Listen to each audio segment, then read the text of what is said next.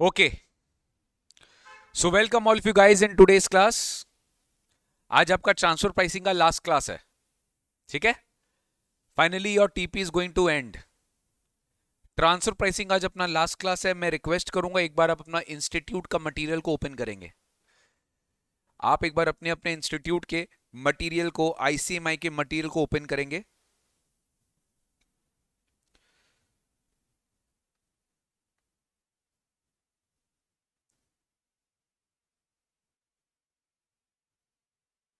मैं तुम्हें एक बार है ना बताता हूं कि हमने इसको देखो किस तरीके से कवर किया है.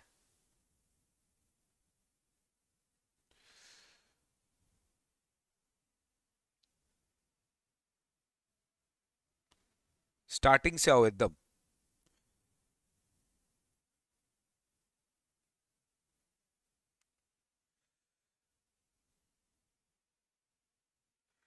यहां से आपका चैप्टर स्टार्ट होता है, right. Transfer pricing in your institute material. ठीक है.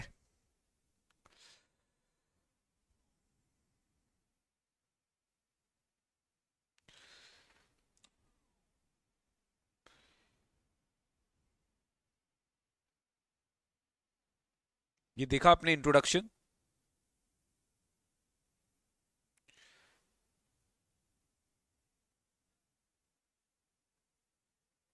ये हमने बेसिक्स कवर कर लिया था. You don't have to study from institute material. ये भी अपने सब कवर कर लिया था. सेक्शन 92 ये आपको कवर नहीं करना अपने इंस्टीट्यूट मैट से. ये everything was covered. Section 92 arms length price. इसकी जो प्रोसेस है ये थ्योरेटिकल प्रोसेस, एग्जाम के लिए रेलिवेंट नहीं है.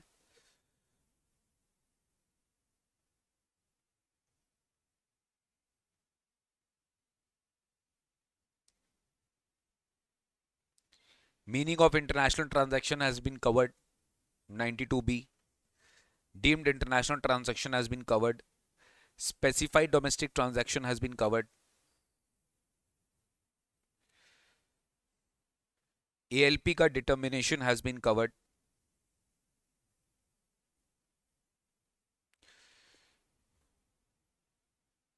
ALP का determination has been covered.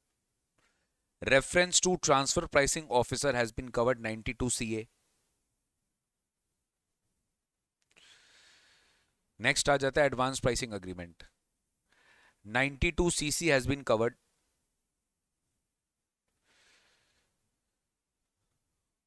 अब याद करो मैंने बताया था एडवांस्ड प्राइसिंग अग्रीमेंट के जो रूल्स है, how you will file advance pricing agreement, ये मैंने आपको यहां से कवर करने बोला था. ये प्रोसीजरल एस्पेक्ट है. ये मैंने बोला था कि अपने इंस्टीट्यूट के मैट से कवर करेंगे. तो एक बार मैं रिक्वेस्ट करता हूं आप अपने मेन मटेरियल में जाके, जहां पे ट्रांसफर प्राइसिंग का फर्स्ट पेज है ना, जहां से आपका चैप्टर स्टार्ट होता है, वहां पे एक लिस्ट बनाइए.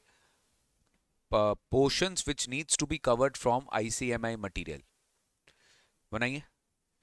एग्जाम के पहले ये सब लिस्ट रहेगा आपके पास तो आपके लिए इजी रहेगा. पोर्शंस टू बी कवर्ड लिखिए वहां पर. Portions to be covered from ICMI material. ICMI material से आपको क्या क्या पोर्शन कवर करना है. Portions to be covered from ICMI material.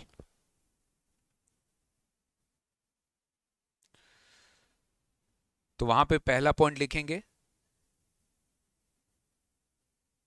Rules of advanced pricing. Rules of advanced pricing agreement. Rules of advanced pricing agreement. Rules of advanced pricing agreement. Page number 530 onwards. Page number 530 onwards. हो सकता है ये आपके material में कुछ ऊपर नीचे होगा based on the updations made by the material on in the material every term. तो आप एक बार जाके चेक कर लेना कि एडवांस प्राइसिंग अग्रीमेंट का कौन सा वो रूल में है. ठीक है. रूल में वो पेज नंबर कौन सा है ये मैंने ऑलरेडी मार्क कराया हुआ, आपको दिख जाएगा. ये हमने ऑलरेडी कवर किया था, आपको दिख जाएगा. ठीक है. ये सब आपको इंस्टीट्यूट के मैट से करना है. ठीक है. Till page number 538. till page number 538. These portions needs to be covered from your ICMI material. फिर हमने effect to advance pricing agreement ये भी कवर कर लिया था 92 CD। मेरे मैट में 92 D भी कवर हो गया था डॉक्यूमेंटेशन, 92 E भी कवर हो गया था report for international transaction TP audit, 94 A NJA भी कवर हो गया था नोटिफाइड जुडिक्शनल एरिया, पेनल्टीज भी सारे कवर हो गए थे, याद है आपको। फिर यहाँ पे सेफ हार्बर रूल्स ये भी कवर कर लिए थे लास्ट क्लास में, थिन कैपिटलाइजेशन रूल 94 भी ये भी कवर कर लिए थे, क्लियर है। ये एग्जांपल्स भी कवर कर लिए थे, सेकेंडरी एडजस्टमेंट भी कवर कर लिए थे लास्ट क्लास में, इसके एग्जांपल्स कवर कर लिए, ऑप्शनल स्कीम कवर कर लिए, इंटरेस्ट इनकम कैसे कैलकुलेट करना ये सब अपने कैलकुलेट कर लिए, समझ गए। देन आपको मेजरली मैंने जो लास्ट 2-3 क्लास पढ़ाया वो है आर्म्स लेंथ प्राइस मेथड्स, ये है पूरा determination of ALP under 92C rule number 10 भी, इतने सारे मेथड्स होते हैं, इंटरनल कप, एक्सटर्नल कप, देखो इतने सारे ट्रांजैक्शन, ये सब मैंने तुमको अलग से एक ठो PDF दिया है जहां पर पूरे ALP के क्वेश्चनर है, ये यही से प्लस इंस्टीट्यूट के मटेरियल से, ICI के मटेरियल से कोलैबोरेट करके सब कुछ कंबाइन करके एक आपको कलेक्टिव रिसोर्स दिया है over and above your tax saviour. तो ये आपको यहां से नहीं करना है प्लीज, ये सब कुछ नहीं करेंगे आप, ये सब हो चुका है, ये सब कुछ नहीं करना है अपने को, don't have to cover all this things. ALP methods यहां से देखना तक नहीं है, ये सब अपने कवर कर चुके ऑलरेडी, ओके। ये सब जितने भी इलस्ट्रेशन आप देख रहे हो एवरीथिंग हैज बीन कवर्ड, ये सब आप देख सकते हो कितना कितना इन्होंने सब्जेक्टिवली सब चीज को लिखा है। तो ये टेक्निकली पॉसिबल नहीं होता स्टूडेंट लेवल पर, हमने उसको आपको इजी करके ऑलरेडी बता दिया है, ठीक है। प्लस इंस्टीट्यूट के मैट में जितने भी इलस्ट्रेशंस है वो भी आपको कवर करा दिया गया है, ठीक है। आपको ये सब इलस्ट्रेशन 1-2 ये सब करना नहीं है, हो चुका है ये सब already, it's not at all relevant, जितना रेलिवेंट था वो अपने कर चुके हैं। तुमको याद होगा ये भी मैंने लिखवा दिया था रूल 10A भी, आपको कॉपी में भी लिखवाया था रूल 10A भी, ये वाला पार्ट आपको अपने मटेरियल से करना है, लिख लेंगे लिस्ट पे, most appropriate method under rule 10C, most appropriate method under rule 10C, ये पार्ट आपको अपने मटेरियल से करना है, ICMI के मटेरियल से, most appropriate method under rule 10C, page number है 569, पेज नंबर है 569। इंपॉर्टेंट रेशियो ये अपने को यहां से करना है इंस्टीट्यूट के मटेरियल से, 570 ये अपने को यहां से करना है इंपॉर्टेंट रेशियोज। फिर रूल 10D, रूल 10D याद है TP डॉक्यूमेंटेशन मेंटेन करना होता है, बट क्या क्या मेंटेन करना होगा ये रूल 10D में लिखा हुआ है, पेज 570, ये भी अपने को इंस्टीट्यूट के मटेरियल से कवर करना है। रूल 10D ये भी अपने को इंस्टीट्यूट के मटेरियल से कवर करना है, लिख रहे हो आप लोग, ये सब अपने को इंस्टीट्यूट के मटेरियल से कवर करना है, ये सब कुछ अपने को इंस्टीट्यूट के मटेरियल से कवर करना है, दैट्स इट। बाकी सारे illustrations we have already solved, ये सब इलस्ट्रेशन हो चुका है अपना, और कुछ इलस्ट्रेशंस मैंने आपको घर पे भी दिया था करने, तो वो आप घर पे कर लेंगे।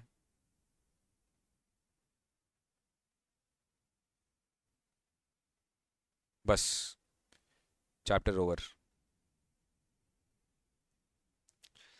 लास्ट में प्रैक्टिस क्वेश्चंस है, ये भी अपने कर चुके हैं सॉल्व्ड केस, लास्ट में प्रैक्टिस क्वेश्चंस है जो आप आज अपने थोड़ा सा एक बार प्रैक्टिस कर लेंगे, ठीक है, डन।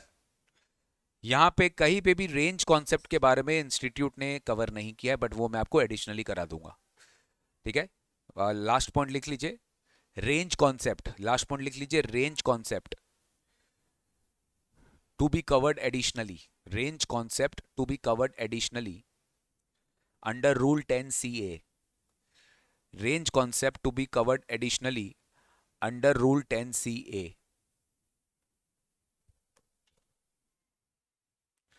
तो पहले अपने ये इंस्टीट्यूट का मटेरियल का जो जो पोर्शन करना है अपने को, जो अपना अभी तक पेंडिंग है वो अपने पहले कवर कर लेते हैं, ठीक है। तो मोस्ट अप्रोप्रिएट मेथड में आइए, rule number 10C, most appropriate method में आइए, रूल नंबर 10C। यहां से एक possible theoretical question can come, how will you, on what basis will you select the most appropriate method. आपके पास कंपेरेबल अनकंट्रोल प्राइस मेथड है, आपके पास profit split method है, आपके पास कॉस्ट प्लस मेथड है, आपके पास ट्रांजैक्शनल नेट मार्जिन मेथड है, आपके पास profit split method है, आपके पास अदर मेथड है।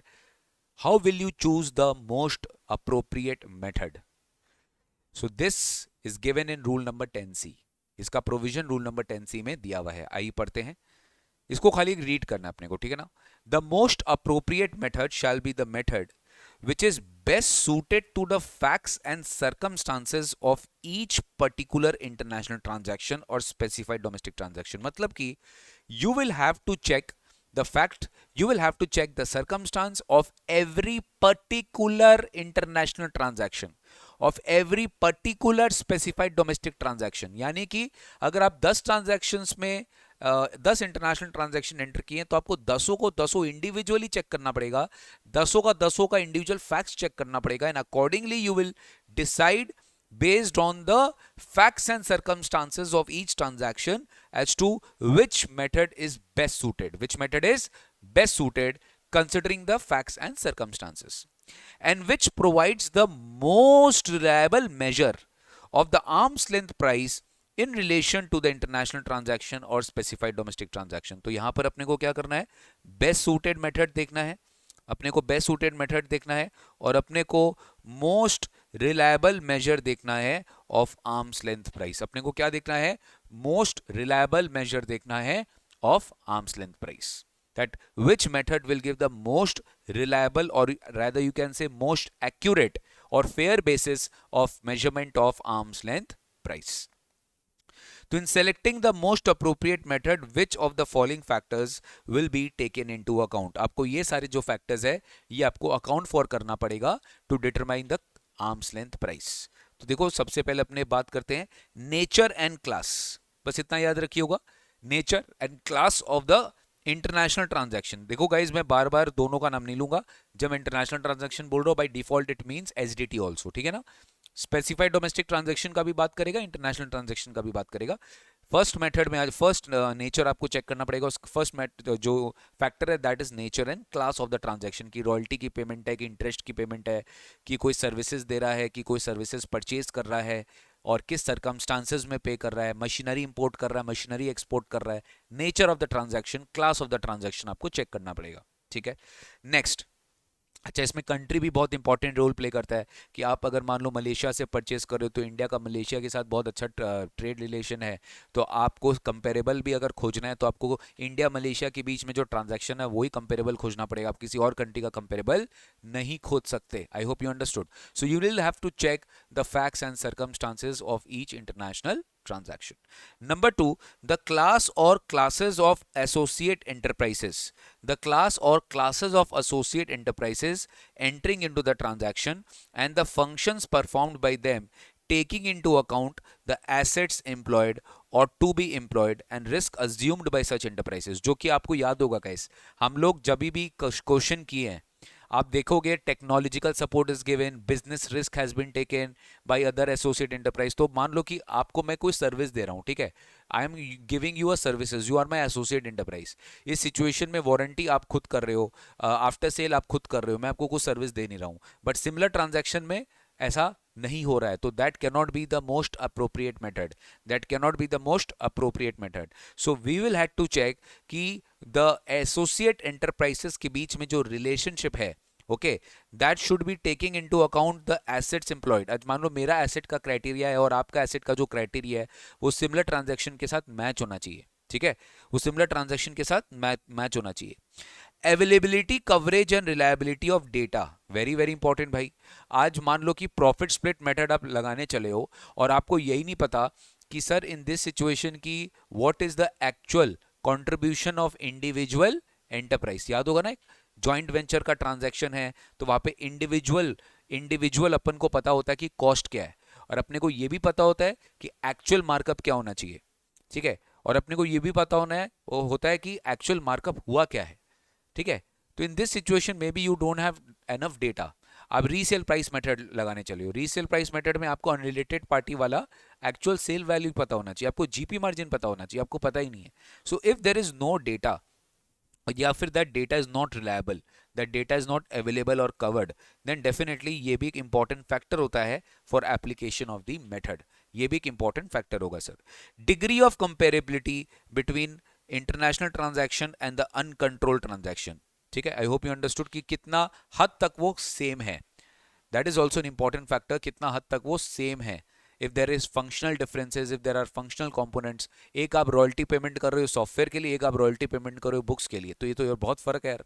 सॉफ्टवेयर का रॉयल्टी और बुक्स का रॉयल्टी बहुत अलग होता है. तो ये डिग्री ऑफ कंपेरिजन बिल्कुल इसका सेम नहीं है sir. The extent to which the reliable and accurate adjustments can be made, जो कि अपने इतना इतना पढ़े थे ना, प्लस माइनस, आपको कॉस्ट ऑफ क्रेडिट, आपको टेक्नोलॉजिकल सपोर्ट, आपको वारंटी, आपको आफ्टर सेल्स, क्वांटिटी डिस्काउंट, ये सारे इंफॉर्मेशन है क्या आपके पास. This is also very crucial factor. ये तो अपने को सजा के दिया हुआ क्वेश्चन में, बट रियल लाइफ में क्या वो है क्या. Reliable and accurate adjustments that can be made for differences if any between the transaction and the comparable uncontrolled transaction which is between the enterprises. I hope you understood कि you should have the reliable and accurate adjustments that can be made on account of functional differences. And last but not the least, sir, there might be there will definitely be situations where while doing the comparison of the transactions you will have to take some assumptions. आपको कुछ assumption लेना पड़ेगा कि इस transaction का अगर आपको कोई फैक्ट नहीं पता है तो आप एक अजम्पशन ले रहे हो कि ये अजम्पशंस के बेसिस पर हम ये मेथड यूज कर रहे हैं. तो that assumption should be a realistic assumption, that assumption should be prescribed in the application of the method. यानी nature, extent and reliability of the assumptions will also needs to be factored in. ठीक है, तो ये सब कुछ factors है, याद रखिएगा, which will help you to determine or selecting the most appropriate method. ठीक है, तो जो मेन की पॉइंट्स है, nature and class of the transaction. ठीक है, नेक्स्ट क्लास और class of the associate enterprises, then availability, coverage and reliability of the data, degree of comparability between the transaction, extent to which reliable and accurate adjustments can be made, and lastly nature, extent and reliability of assumptions. बस इतना याद रखिएगा, बाकी अपने own words में आप explain कर सकते हो. तो this is rule number 10C. इसी के बाद मैं आपको पढ़ाने वाला हूं मोर देन वन ALP में रेंज कॉन्सेप्ट. ठीक है, रूल 10C के बाद आता है रूल 10C है कि रेंज कॉन्सेप्ट क्या कहता है. जब आपके पास बहुत सारे आर्म्स लेंथ प्राइस हो जाते हैं, 6 और मोर आर्म्स लेंथ प्राइस हो जाते हैं, तो फिर आपकी आर्म्स लेंथ प्राइस डिसाइड करता है आपका 35th परसेंटाइल से 65th परसेंटाइल. ये जो रेंज आएगा, ये रेंज एक रेंज मान लिया जाएगा आपका आर्म्स लेंथ प्राइस, एक रेंज मान लिया जाएगा आर्म्स लेंथ प्राइस. तो उसके बीच में अगर आपकी वैल्यू आ रही है तो आपका आर्म्स लेंथ प्राइस माना जाएगा, उसके पहले नहीं आना चाहिए. हाँ, उसके ज्यादा आ सकता है. आज समझो मेरा एक्चुअल मार्कअप आया 20%, मेरा एक्चुअल मार्कअप है 20%, बट रेंज कॉन्सेप्ट के हिसाब से मान लो मेरा 25 से 35 के बीच में ALP आ रहा है. तो यार गवर्नमेंट को प्रॉब्लम थोड़ी ना, अगर तुम्हारा 40% चला गया तो ठीक है ना, 40 तो बढ़िया ही है, अच्छा है, प्रॉफिट बढ़ रहा है तुम्हारा. लेकिन तुम्हारा जो 25 से 35 का जो रेंज है वो 25 के नीचे नहीं जाना चाहिए, अबव जा सकता है. Hope you understood. इनकम ज्यादा दिखा सकते हो, यानी रेंज कॉन्सेप्ट से एक्सीड कर सकता है, बट कम नहीं हो सकता है. Did you understand my point. ठीक है, जो अपने रेंज कॉन्सेप्ट करेंगे तो और थोड़ा डिटेल में जाएंगे, तब क्लैरिटी आएगा आपको. ठीक है, एक बार ये खाली देख लो, this is practical. Okay, this is nothing to do with theory. ये आपको एक बेसिकली कंपैरिजन बताए हैं आर्म्स लेंथ प्राइस के अलग अलग मेथड्स में. कप मेथड में देखो, हर एक चीज का एक प्रोडक्ट कंपेरेबिलिटी होता है, एक फंक्शनल कंपेरेबिलिटी होता है. फंक्शनल हो गया मतलब कि कंपोनेंट्स ऑफ द प्रोडक्ट, और एक अप्रोच, किस अप्रोच से आप उस प्रोडक्ट के बेसिस पे आप उस पर्टिकुलर मेथड का ALP निकालते हो. तो कप में जो प्रोडक्ट कंपेरेबिलिटी होता है ना, वो बहुत हाई होता है, मतलब 1-to-1 मैपिंग होता है पूरा. कंपेरेबल अनकंट्रोल्ड प्राइस मेथड इसलिए बहुत ही नेग्लिजिबल यूज होता है रियल लाइफ में, to be very honest. But उसकी प्रोडक्ट कंपेरेबिलिटी जो होती है इसलिए होती है क्योंकि वो बहुत वेरी हाई है, वो वेरी हाई प्रोडक्ट को कंपेयर करता है, पूरा 1-to-1 मैपिंग करता है. फंक्शनल कंपोनेंट्स ऑलमोस्ट बराबर होना चाहिए, इसलिए मीडियम लिखा है. और प्राइसेस को यहाँ पर बेंचमार्क किया जाता है, मतलब मान लो कि आपने अगर किसी एसोसिएट एंटरप्राइज को 100 पर यूनिट में बेचा, तो सिमिलर ट्रांजैक्शन किस प्राइस पे बेचा जा रहा है उसको प्राइसेस को बेंचमार्क किया जाता है. कोई प्रॉफिट मार्जिन नहीं चेक करते हैं, कुछ प्रॉफिट्स को चेक नहीं करते, we just check the prices. हम प्राइसेस चेक करते हैं सिमिलर प्रोडक्ट का। It is very difficult to apply as very high degree of comparability is required. यहाँ पे आपको बहुत चीज कंपेयर करना पड़ता है जिसमें अक्सर प्रैक्टिकली पॉसिबल नहीं होता कि आपको 1-to-1 कंपैरिजन का ट्रांजैक्शन मिल जाए सिमिलर इंडस्ट्री में, सेम मार्केट में। तो that is why it is practically very uncommonly used method, comparable and control price method. फिर होता है क्या, आरपीएम, रीसेल प्राइस मेथड में भी प्रोडक्ट की कंपेरेबिलिटी वेरी हाई नहीं है बट इट इज हाई, ठीक है। और सेम यहां पे भी फंक्शनल कंपेरेबिलिटी मीडियम है। यहां पर जो आप चेक करते हो, याद करो, यहां पे आपको GP margin on sales check करना होता है। क्या बोला मैं, जीपी मार्जिन ऑन सेल्स। क्या आपका सिमिलर ट्रांजैक्शन में जीपी मार्जिन ऑन सेल्स क्या है, वो बेंचमार्क किया जाता है। Again it is not very difficult but it is difficult to apply as again high degree of comparability is required. Same cost plus method में high होता है, इसमें भी फंक्शनल कंपेरेबिलिटी हाई होता है, बट यहां पर अपने अप्रोच जो यूज करते हैं वो ग्रॉस प्रॉफिट मार्जिन सेल्स पे नहीं बट कॉस्ट पे करते हैं। याद करो आपको पढ़ाया गया था, operating margin to cost ratio check करते हैं अपने। क्या चेक करते हैं, operating margin to cost ratio अपने चेक करते हैं, और इसके बेसिस पे आपको अपना जो है एएलपी निकालना होता है। Again this is difficult to apply.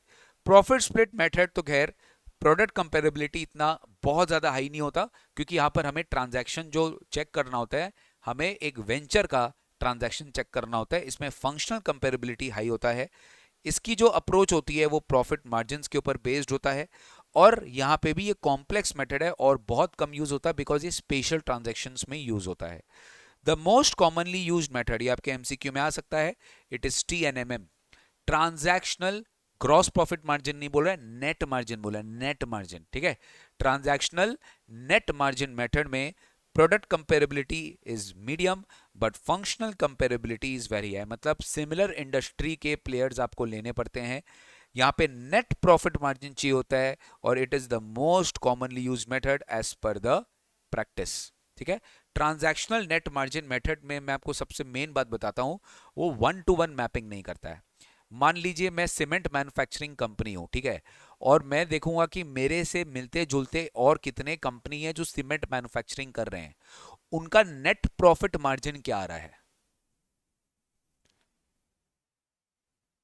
तो ये method gives does not specify कि आपको 1-to-1 मैपिंग करना है एक ट्रांजैक्शन का।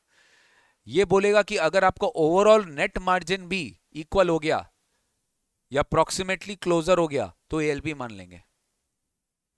अप्रोक्सीमेटली नेट प्रॉफिट मार्जिन, बोलो क्लियर है, नेट प्रॉफिट मार्जिन। तो ये इजी टू कंपेयर होता है। क्या होता है, इजी टू कंपेयर होता है। अब एओ इसमें क्या करता है मैं आपको बताता हूं प्रैक्टिकली। अगर आपने टीएनएमएम यूज किया, एओ को लगा नहीं ये इसमें तो कप कर सकते थे तुम, और कप के हिसाब से एएलपी ज्यादा अच्छा आ रहा है, तो बोल देगा रूल 10C के हिसाब से CUP is the most appropriate method in this case, hence we deny the adjustment which you have done because of TNMM. तो अगर आप अपना टीपी डॉक्यूमेंटेशन बनाते हो, यहां पे टीपी डॉक्यूमेंटेशन का इंपॉर्टेंस होता है, where you have to factor in everything, कि आपने जब ट्रांसफर प्राइसिंग निकाला स्टार्टिंग में at the time of filing return, तो उस समय आपने क्या सोच के ये मेथड चुना था और क्यों आपने कब मेथड नहीं चुना, वो सारी फाइंडिंग्स आपको अपने डॉक्यूमेंटेशन में लिखना होता है टू अवॉइड फ्यूचर लिटिगेशन। समझ गया, क्योंकि उस समय जब तुम अभी सोच रहे हो तो तुमको याद है कि हाँ लास्ट में 2 साल बाद जब असेसमेंट पिकअप होगा तुमको याद नहीं रहेगा।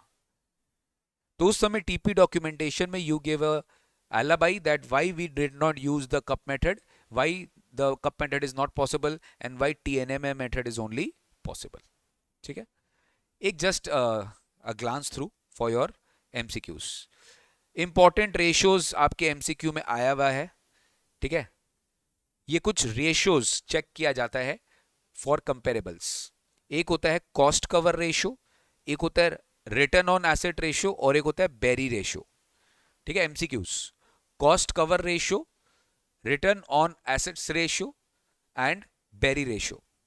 कॉस्ट कवर रेशियो क्या है, basically ability of the company to cover its operating expenses through operating revenue। यानी आपका जो ऑपरेटिंग एक्सपेंसेस है, आपका जो ऑपरेटिंग एक्सपेंसेस है वो ऑपरेटिंग रेवेन्यू को कितना परसेंटेज मीट कर पाता है, यानी ऑपरेटिंग एक्सपेंसेस ऑपरेटिंग रेवेन्यू से कितना मीट कर पाता है, इसको बोलते हैं कॉस्ट कवर रेशियो। क्या बोलते हैं? Cost cover ratio. Given the limitation of financial statements information publicly available, basically publicly आपको बहुत सारा इंफॉर्मेशन हिडन रहता है, आपको नहीं पता होता है। तो operating expense of a selected comparable company are the sum of its operating revenue less EBIT. I hope you understood this कि सर ऑपरेटिंग एक्सपेंस अगर मुझे किसी कंपनी का निकालना है, ठीक है, ऑपरेटिंग एक्सपेंस अगर मुझे किसी कंपनी का निकालना है तो ईबीआईटी कैसे निकालते बताओ तो? Earning before interest and tax हम कैसे निकालते हैं?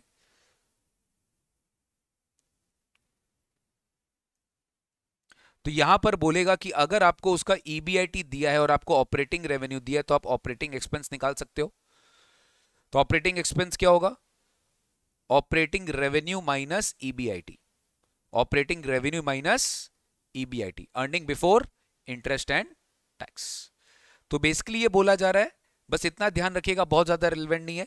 Ability of the company to cover its operating expenses through operating revenue, बस। This is measured by cost cover ratio. ये कॉस्ट कवर रेशियो बताएगा। वैसे एसेट रेशियो क्या होगा? रिटर्न ऑन एसेट रेशियो एकदम क्लियर है बेटा।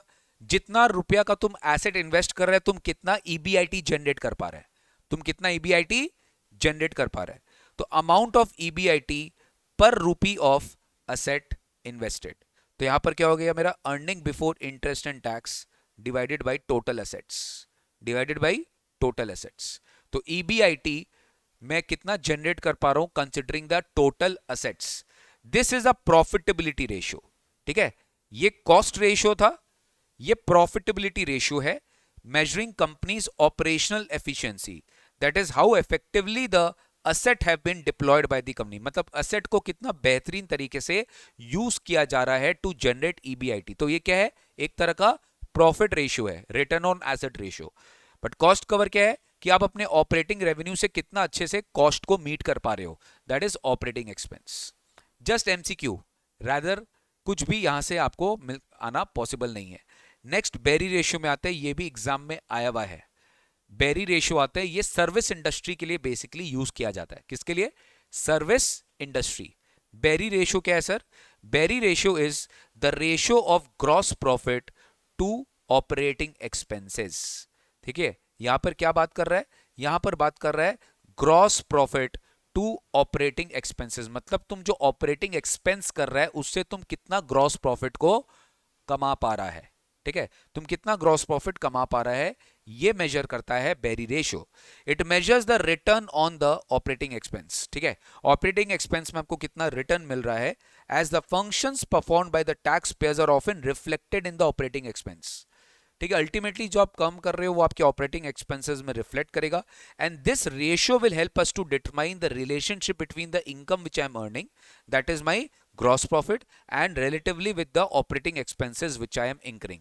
तो सर यहां पर जहां पे भी आपको इनकम को फंक्शंस परफॉर्म्ड के साथ मैच कराना है, whenever you want to determine your relationship between the income and the functions which you are performing, उसके बीच में अगर आपको रिलेशनशिप स्टैब्लिश करना है तो गवर्नमेंट यहां पर बोलती है यहां पर बेरी रेशियो काम आएगा। क्या आएगा? Berry ratio will be helping us to determine our gross profit to operating expense. This ratio will help us in overcoming the difficulties in applying the resale price method. Resale price method में आपको proper तरीके से gross profit नहीं अगर पता चलेगा तो resale price method में जो इशू है, it does not explain the creation of the gross profit. ठीक है, this ratio will help us in conducting an arms length analysis of a service oriented industry. इस रेशियो से अपने arms length price निकाल सकते हैं एक सर्विस इंडस्ट्री का which has a limited risk distributor और advertising, marketing and engineering services. आप सबको पता है कि सर सर्विस इंडस्ट्री में आपका रिस्क इन्वॉल्व जो होता है वो कंपैरेटिवली कम होता है as compare to goods industry, right? You'll understand, you'll agree this कि सर सर्विस इंडस्ट्री में आप जो एक लिमिटेड होता है रिस्क का, क्योंकि यहाँ पे कोई डैमेज नहीं होता है, यहाँ पे कोई डैमेज इन्वॉल्व नहीं होता है। Advertising, marketing and engineering services. The Berry ratio will be help us to test whether the service providers have earned enough through markup on their operating expense. यानी जो gross profit वो कमा रहे हैं, वो gross profit जो कमा रहे हैं वो enough है as compared to their operating expense. In essence, it assumes that there is a relationship between the operating expense as well as the gross profit earned by the distributors. मतलब कि यहां पर वो एक चैनल एस्टैब्लिश करता है gross profit और operating expense के बीच में. कॉस्ट कवर रेशियो में क्या होता है सर? कॉस्ट कवर रेशियो में आपका operating expense and your operating revenue के बीच में एक रिलेशनशिप एस्टैब्लिश होता है. रिटर्न ऑन एसेट में क्या होता है? योर ईबीआईटी और आपका टोटल असेट एम्प्लॉयड, इसके बीच में रिलेशनशिप एस्टैब्लिश होता है. तो रिलेशनशिप याद रखिएगा.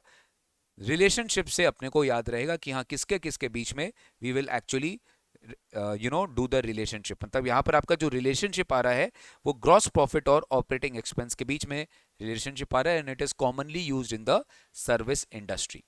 ये कॉमनली यूज बेटा सर्विस इंडस्ट्री में होता है. एक बार बस पढ़ के चले जाना, ठीक है. आपको मैं जब एमसीक्यूज कराऊंगा तो आपको यहां से एमसीक्यूज दिख जाएगा, ठीक है.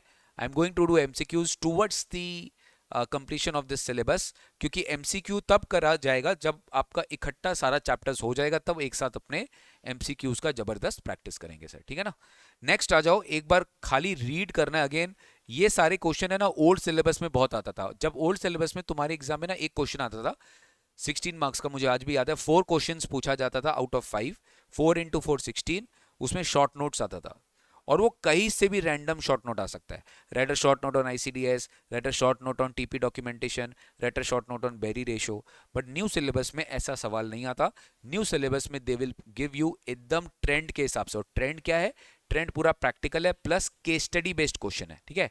केस स्टडी बेस्ड क्वेश्चन है. हालांकि मैं इस बात का गारंटी नहीं ले रहा हूं कि आपके टर्म में कहीं से भी ऐसा क्वेश्चन नहीं आएगा. कोई ऐसा रूल बनाया नहीं गया. बट हाँ, अगर इंस्टीट्यूट अपने ट्रेंड के हिसाब से चले तो वैसा सवाल नहीं आता है सर, ठीक है. Although we should be prepared for any kind of contingencies. एक बार रूल 10D आ जाइए. सिंपल है, सब कुछ कवर नहीं कराऊंगा, आपको बेसिक्स बता दूंगा रूल 10D का. और उसके बाद जो है आपका टीपी डॉक्यूमेंटेशन वाला पार्ट खत्म हो जाएगा. सर आपने मैं 92 में ये तो पढ़ाया था, याद करो कि every person entering into international transaction is required to keep information and document for the period of 8 years, right है, from the end of the relevant assessment year. अगर आप नहीं करोगे तो पेनल्टी क्या होती थी? 2% of the value of the international transaction. कौन सा इंफॉर्मेशन रखना है, क्या डॉक्यूमेंट रखना है, रूल 10D बोलेगा. रूल 10D बोलेगा कि उसको क्या डॉक्यूमेंट रखना है. अब तुम सोचो, मैं आपको एक सिंपल आइडिया देता हूं बेटा. पता है, सरकार को पता है जो इंटरनेशनल ट्रांजैक्शन करेगा ना, सरकार चाहती है कि भैया तुम अपना इंफॉर्मेशन डॉक्यूमेंट कुछ इस तरीके से मेंटेन करो, एक स्टैंडर्डाइज लेवल पे मेंटेन करो. मतलब क्या? मतलब ये कि जितने भी लोग इंडिया में इंटरनेशनल ट्रांजैक्शन कर रहे हैं, ठीक है, उनका टीपी ऑडिट हो रहा है, ठीक है, उन पे टीपी लगेगा, ठीक है. और अगर टीपी ऑडिट होगा तो अगर एओ को लगा कि आर्म्स लेंथ नहीं है, तो भाई जब भी कोई भी टीपीओ के पास केस जाएगा ना, लेट मी टेल यू, उसके पास एक स्टैंडर्डाइज डॉक्यूमेंटेशन होना चाहिए. मतलब कि जैसे एक फॉर्मेट होता है ना, एक फॉर्मेट होना चाहिए कि इस फॉर्मेट में तुम्हें ये मेंटेन करना पड़ेगा इंफॉर्मेशन, इस फॉर्मेट में तुम्हें ये डॉक्यूमेंटेशन मेंटेन करना पड़ेगा. गवर्नमेंट ने उस चीज को प्रिस्क्राइब कर दिया है, ठीक है, so that it can be a standardize. और तुमको एक चीज पता है बेटा कि जब कोई चीज इंटरनेशनल होता है तो there are more hidden secrets, there are more hidden facts, there are more hidden information about cross country also, different countries also. तो यहां पर जो डॉक्यूमेंटेशन होती है वो थोड़ी डिटेल्ड होती है. क्या होती है? डिटेल्ड होता है फ्रॉम स्क्रैच से लेके एंड तक. और हर वो person who is entering into the international transaction, he is responsible and he is liable to maintain all this documentation and maintain all the information. वो उसे मेंटेन करना होगा एक पर्टिकुलर फॉर्मेट में, एक पर्टिकुलर लिस्ट दिया हुआ है और वो उसको मेंटेन करना पड़ेगा. मतलब टीपीओ को बोला कि टीपीओ ने बोल दिया देखो हम स्टैंडर्डाइज कर दिए, हम सबको बोलते नहीं फिरेंगे कि ये डॉक्यूमेंट दो, ये डॉक्यूमेंट दो, ये डॉक्यूमेंट दो.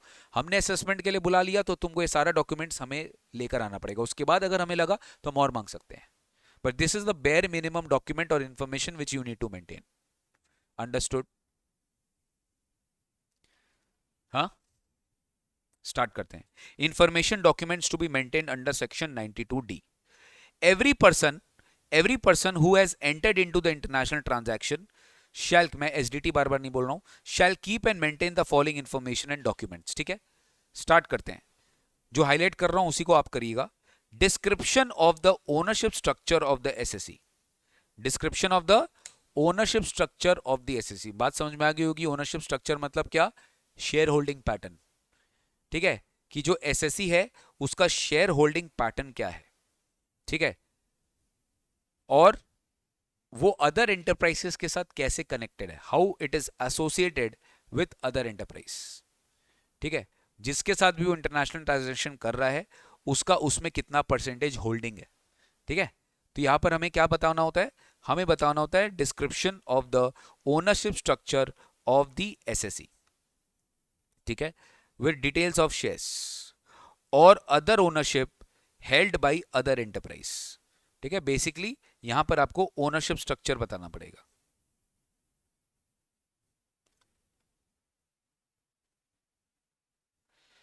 प्रोफाइल ऑफ द एमएनसी, भाई कोई इंटरनेशनल ट्रांजैक्शन कर रहा है तो किसी एमएनसी का पार्ट होगा, कोई मल्टीनेशनल ग्रुप का पार्ट होगा, तो उसका एक प्रोफाइल आप बताइए कि आप कौन से ग्रुप के पार्ट हो। ठीक है, of which SSC enterprise is a part.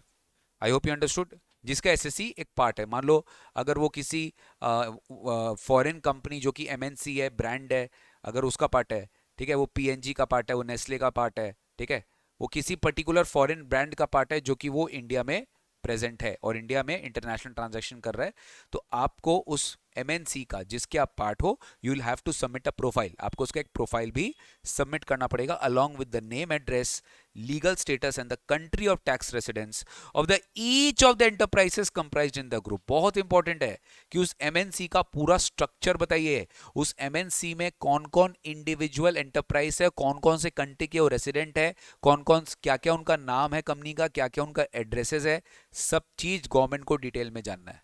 तुम समझ गया, तुम समझ गया, मतलब वो ग्रुप कंपनी का सारा नाम, एड्रेस, लीगल स्टेटस और उसका टैक्स रेसिडेंसी कंट्री। बोलो क्लियर है बेटा?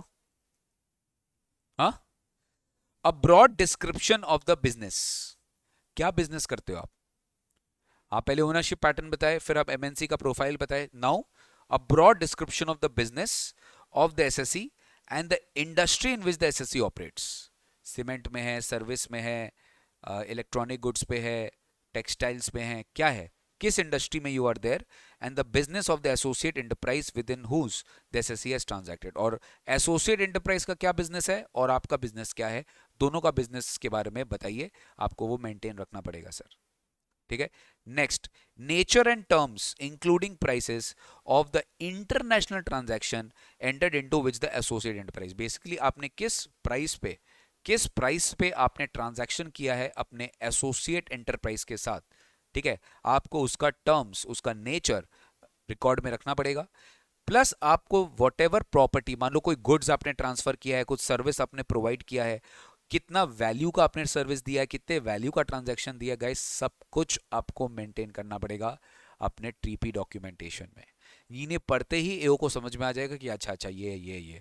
उसके बाद अगर एओ को लगा इसमें कुछ मिसिंग था तो वो पेनल्टी लगा सकता है, याद है ना, अगर उसको लगा कि उसमें कुछ मिसिंग है तो वो पेनल्टी लगा सकता है। Description of the functions performed. Associate enterprises exactly क्या परफॉर्म कर रहे हैं, क्या रिस्क ले रहे हैं एक दूसरे के लिए, क्या एसेट एम्प्लॉय करके रखें और to be employed by the SSC and by the associate enterprise, तो वो भी आपको एक चीज मेंटेन करना पड़ेगा। Record of economic and market analysis. ठीक है, एक बार बस पढ़ के चला जाना बेटा। Record of economic and market analysis, forecast budgets और other financial estimates prepared by the SSC. Record of uncontrolled transactions, मतलब कंपेरेबल्स, आपने अनकंट्रोल्ड ट्रांजैक्शंस क्या क्या लिया है उसका एक रिकॉर्ड रखेंगे for analysing the comparability with the international transaction और SDT. A record of the analysis perform to evaluate the comparability, आपने क्या फैक्टर्स चुना जिसके बेसिस पे आप अग्री किए, कंक्लूड किए कि यस दीज आर कंपेरेबल, तो उसका रिकॉर्ड आपको रखना पड़ेगा एनालिसिस का। ठीक है, description of the methods considered for determining ALP to each international transaction और SDT। आपको बेसिकली हर मेथड जिसको आपने अप्लाई किया है उसका एक डिस्क्रिप्शन आपको मेंटेन करना पड़ेगा as a part of DP documentation.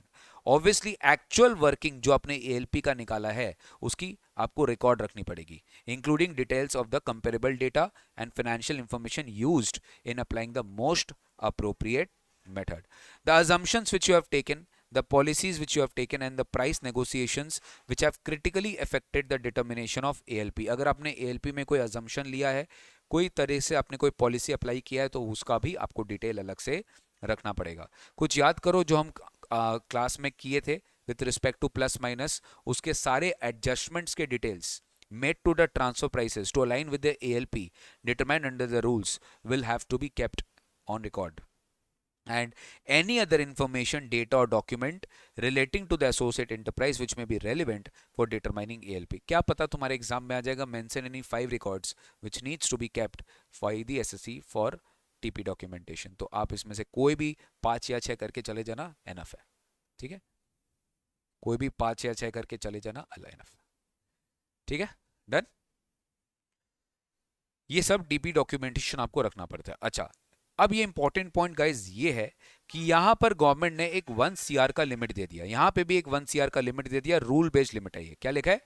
Rule based limit है कि हमने अभी तक जितने भी आपको डॉक्यूमेंटेशन रखने बोले हैं वो आपको तभी रखना पड़ेगा अगर आपकी aggregate value as recorded in the books of accounts of all the international transaction exceeds 1 crore. समझ में आया? Again it comes in MCQ. 1 crore से ज्यादा अगर आपका नहीं है तो आपके ऊपर ये वाला प्रोविजन एप्लीकेबल नहीं है. यानी कि ये है रूल 10D सब rule 1. This will not apply if your aggregate value of the international transaction does not exceed 1 crore. ठीक है, अगर आपका वैल्यू ही 1 करोड़ से ज्यादा नहीं है तो it is clearly written nothing shall apply in a case where the aggregate value recorded in the books of the account, जो कि एक्चुअल आपका वैल्यू है. ध्यान से सुनना, ये एलपी का बात नहीं किया है, ये वो बोला है जो तुम्हारा एक्चुअल वैल्यू है. अगर वो 1 करोड़ से ज्यादा नहीं है तो तुम्हारे ऊपर ये एप्लीकेबल नहीं होगा. लेकिन ऐसा थोड़ी ना कि कुछ भी नहीं रखेंगे आप. But SSC will be required to substantiate on the basis of the material available with him कि बॉस उसने इनकम कैसे निकाला है. वो एसएससी की ड्यूटी बनती है कि ठीक है, उसको मैंने एक स्टैंडर्ड लिस्ट नहीं दिया है बट उसको एओ को तो प्रूफ करना पड़ेगा कि on what basis you have derived income from international transaction. I hope you understood. SSC will be required to substantiate on the basis of material available with him. वो तो उसको करना पड़ेगा. लेकिन हाँ, जहां तक बात है डॉक्यूमेंटेशन की, 92D में जो 1 में डॉक्यूमेंटेशन रखना पड़ता था वो नहीं रखना पड़ेगा अगर 1 करोड़ से ज्यादा उसका वैल्यू नहीं है as per the books of accounts. बोलो गाइस, क्लियर है क्या? दूसरी बात, eligible SSC on which safe harbour rule applies. मतलब जो सेफ हार्बर रूल्स में चला गया, जो बोलता है कि मुझे सेफ हार्बर रूल्स अप्लाई करना है और whatever given in the safe harbor rules, if you have applied that, government will accept your transfer price as ALP. Government आप ही का प्राइस को क्या मान लेगा? ALP मान लेगा. तो if an SSC on which safe harbor rules applies for a specified domestic transaction, nothing contained in sub rule 1, मतलब जो ऊपर हमने इतना डॉक्यूमेंटेशन का नाम लिया, it will not be applicable for an eligible specified domestic transaction referred to in rule 10 HB shall apply in a case where SSC mentioned in rule 10 HA. मतलब ये बोलना चाह रहे बेटा, जो सेफ हार्बर रूल्स में जाता है ना उसको ये डॉक्यूमेंटेशन नहीं रखना पड़ता, उनको उसको कुछ और रखना पड़ता है. ठीक है, जो सेफ हार्बर रूल्स में जाएगा उसको ये वाले टीपी डॉक्यूमेंटेशन जो है वो मेंटेन नहीं करने पड़ेंगे. ठीक है, अब कौन जा सकता है सेफ हार्बर रूल्स में, ये यहां पर दिया हुआ है. ठीक है, अब उसमें जो जा सकता है सेफ हार्बर रूल्स में, थोड़ा ध्यान से सुनेंगे, उसमें जो जा सकता है सेफ हार्बर रूल्स में वो eligible SSC mentioned in rule number 10HA है. ठीक है, 10HA. उनको क्या क्या रखना पड़ेगा आइए एक बार देखिए. उनको क्या क्या रखना पड़ेगा, क्या क्या डॉक्यूमेंटेशन रखना पड़ेगा, आइए देखिए. ऑलमोस्ट बराबर है. जैसे इसमें तुम देखोगे तुम्हारे पास लगभग 13 डॉक्यूमेंटेशन है. 13 डॉक्यूमेंटेशन है, 13 तरह के इंफॉर्मेशन आपको रखने पड़ेंगे. बट इसमें आओ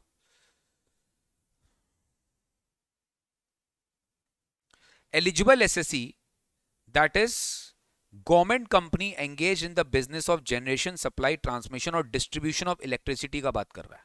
किसका बात कर रहा है बेटा? ये सेफ हार्बर का बात कर रहा है. समझ गए ना? सेफ हार्बर रूल में कौन गया? गवर्नमेंट कंपनी गया, जो क्या चीज का बिजनेस कर रहा है? जनरेशन, सप्लाई, ट्रांसमिशन और डिस्ट्रीब्यूशन ऑफ इलेक्ट्रिसिटी. तो अगर वो सेफ हार्बर पे गया तो उनको क्या क्या डीपी डॉक्यूमेंटेशन रखना पड़ेगा? देखो क्या क्या रखना पड़ेगा. ऑलमोस्ट जो 1 से 13 है उसमें से ही निकला है ये. पहला तो वही description of the ownership structure of the SSC enterprise, broad description of the business of the SSC, nature and terms of the specified domestic transaction. ठीक है, record of the actual working carried out for determination of transfer price, assumption policy and price negotiations, any other information data relevant. खाली कुछ different क्या लिख रहा है? A record of any proceeding before any regulatory commission and orders of such commission relating to the SDT, मतलब तुमने किसी particular regulatory body में भी, सेबी हुआ, आरबीआई हुआ, तुमने किसी के सामने कोई रिप्रेजेंटेशन दिया, तुम्हारा कोई प्रोसीडिंग चल रहा है, अगर तुम्हारा कोई प्रोसीडिंग चल रहा है तो डेफिनेटली उसका भी रिकॉर्ड तुमको रखना पड़ेगा, इन केस यू फॉलो क्या, सेफ हार्बर रूल्स। और ये किसके लिए एप्लीकेबल है, ये गवर्नमेंट कंपनीज के लिए एप्लीकेबल है जो इलेक्ट्रिसिटी का generation, supply, transmission, distribution business कर रहे हैं, उनके लिए गवर्नमेंट ने ये पर्टिकुलर रूल अप्लाई करके रखा है। ठीक है, तो आप देखोगे इसमें से लगभग आपका 7 तरह के डॉक्यूमेंटेशन है जो इनको अलग से मेंटेन करना पड़ेगा सर। सिमिलरली देखो अदर एसएससीज के बारे में क्या बोला है, any cooperative society who is engaged in the business of procuring and marketing milk and milk products. ठीक है, मिल्क एंड मिल्क प्रोडक्ट्स, जो cooperative society milk and milk products का बिजनेस कर रहे हैं, उनको क्या क्या टीपी डॉक्यूमेंटेशन रखना पड़ेगा, ऑलमोस्ट उनको भी यही टीपी डॉक्यूमेंटेशन रखना पड़ेगा। Description of ownership structure, description of, यहां पर देखो डिफरेंट क्या है, मेंबर्स, डिस्क्रिप्शन ऑफ मेंबर्स कि उस कोऑपरेटिव सोसाइटी के मेंबर्स कौन है, उनके एड्रेसेस क्या है और वो कब से मेंबर है। ठीक है, nature and terms including prices, record of the actual working carried out the transfer pricing, assumption policies and price negotiations, documentation, देखो ध्यान से, documentation which is regarding the price being routinely declared in the transparent manner, जो public domain में milk prices आता है उस चीज का आप किस तरीके से डॉक्यूमेंटेशन मेंटेन कर रहे हो वो भी आपको जो है प्रोवाइड करना पड़ेगा। Any other information, just go through it boys, just go through it, ये बिल्कुल भी रेलिवेंट नहीं है गाइस। ठीक है, खाली एक बार गो थ्रू कर लेना, खाली एक बार गो थ्रू कर लेना, इनकेस अगर पेपर को गंदा करना होगा तो इंस्टीट्यूट ऐसा सवाल पूछेगा। ठीक है, अगर पेपर में तुम्हारे साथ खुन्नस निकालना है किसी भी तरीके का तो ऐसा सवाल पूछेगा। ठीक है, ये बिल्कुल भी इरेलीवेंट है, ये सब क्वेश्चंस जनरली आते नहीं है आपके एग्जाम्स में, आ गया तो एक बार पढ़ के चला जाना भैया, इसलिए एक बार पढ़ के चला जाना कि कुछ तुम भी स्टोरी बना के लिखाएगा सर। ठीक है, चलो ठीक है, the information given in the above rules will be supported by authentic documents. ठीक है, इसमें आपको बेसिकली क्या क्या सपोर्टिंग डॉक्यूमेंट्स, ये तो मैंने अभी अभी आपको बताया, ये सारे इंफॉर्मेशन आपको इंक्लूड करने पड़ेंगे, ये तो सब इंफॉर्मेशन है ना, ये इंफॉर्मेशन तुमको रखना पड़ेगा। इसके साथ साथ तुमको क्या है ना, सपोर्टिंग डॉक्यूमेंट्स भी इंक्लूड करने पड़ेंगे, जैसे क्या, प्रूफ्स, इसको बोलते हैं प्रूफ्स, एविडेंसेस इकट्ठा करना पड़ेगा। भाई तुमने जब प्राइस इतना पे किया है अपने एसोसिएट एंटरप्राइज को या तुमने उससे रिसीव किया है तो हमें कुछ रिपोर्ट दिखाओ, कुछ ऑफिशियल पब्लिकेशंस भी लेकर आओ, कुछ रिपोर्ट, कुछ ऑफिशियल पब्लिकेशंस, कुछ studies, data from the government of that foreign country. I hope you understood. Basically क्या होता है ना, टैक्स पेयर खुद सोचता है कि यार मैं कुछ प्राइसेस में अगर कोई गुड्स खरीद रहा हूँ तो कोई ऑफिशियल रिपोर्ट आता है, ट्रेड इंडस्ट्री बोर्ड के रिपोर्ट्स होते हैं जहाँ पे वो प्राइसेस लिखे हुए रहते हैं, तो मैं पहले उसको स्टोर कर लेता हूँ, मैं पहले उसको एक ठो रिकॉर्ड में रख लेता हूँ, कल को टीपी ऑफिसर में से पूछेगा तो मैं उसको डॉक्यूमेंट दिखा पाऊंगा।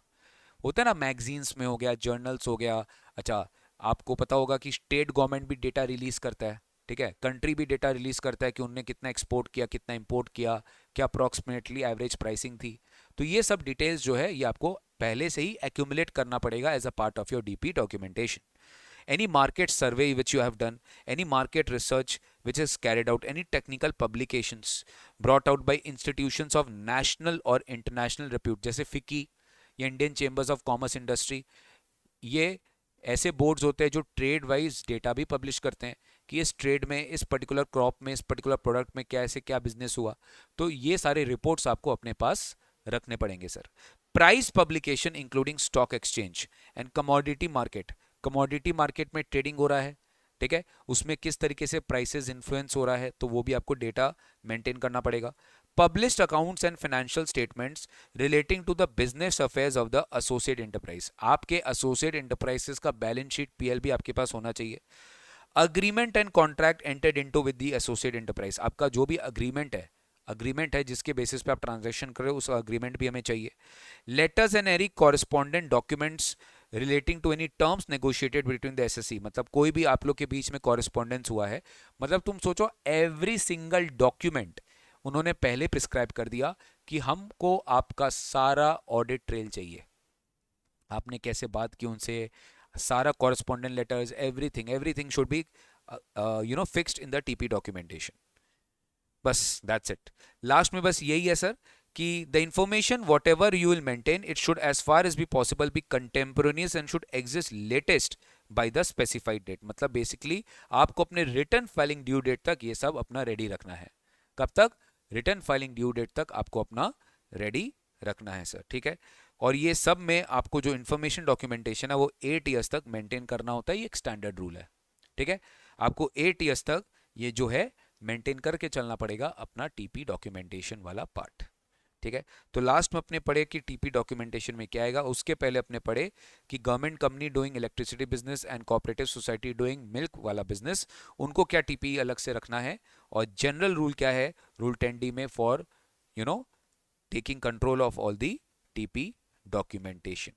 चलो गाइस, आज का क्लास का लास्ट पार्ट में आ जाइए और अपना कॉपी खोल लीजिए। आज का क्लास का लास्ट पार्ट में आ जाइए और अपना कॉपी खोल लीजिए। That is range concept. ये मैं आपको थोड़ा सा एक्स्ट्रा के लिए पढ़ा रहा हूँ, ठीक है। Although it's not there in your institute mat, but CMA institute में ऐसा नहीं होता कि जो इंस्टीट्यूट मैट में वही आएगा, कुछ बाहर से भी आ सकता है, specially in DT. Range concept rule 10C है, बहुत ईजी है। पहले तो एक चीज समझो, लिखते रहना। अगर आपका एक एएलपी से ज्यादा आ रहा है, what will you do? More than one ALP, you have calculated more than one ALP. लिखते रहना, you have calculated more than one ALP.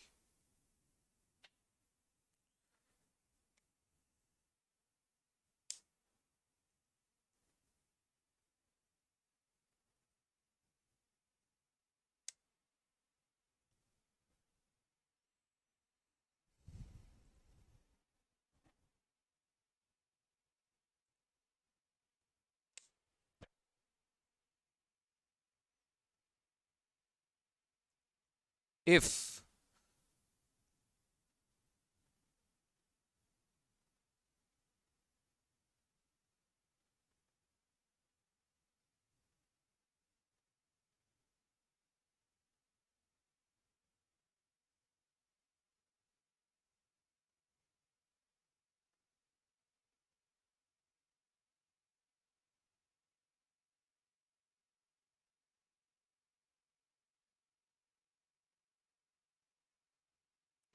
if more than one price is determined to be ALP, then the most appropriate method, then the most appropriate method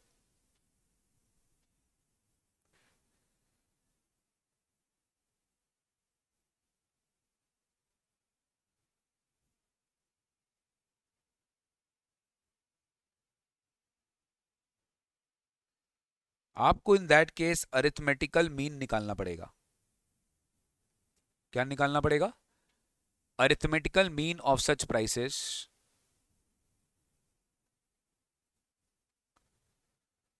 shall be the ALP. Arithmetical mean of the prices shall be the ALP.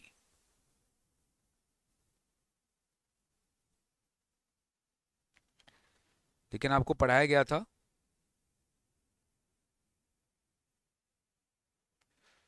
if difference between the ALP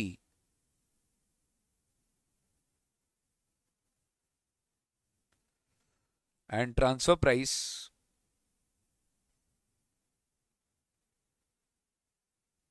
is up to 3%,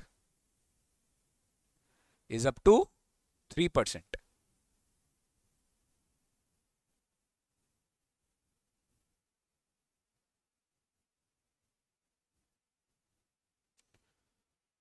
then such difference shall be ignored.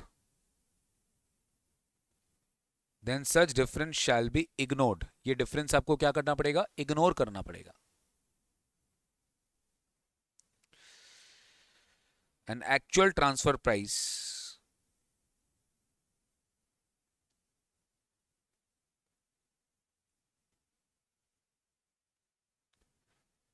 is deemed to be ALP. Actual transfer price is deemed to be ALP.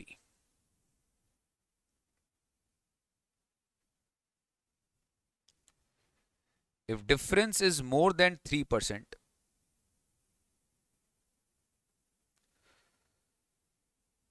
If difference is more than 3%,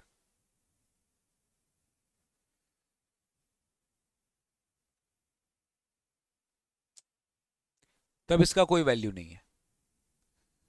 ठीक है, तो ये difference को आपको income ही मानना पड़ेगा। अगर 3% से ज्यादा हुआ तो जो भी आपका एक्चुअल एएलपीआर है वही एएलपी माना जाएगा।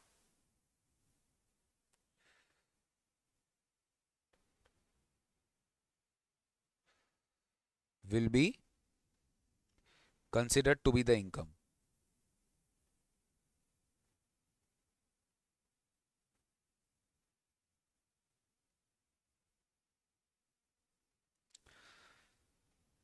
This 3%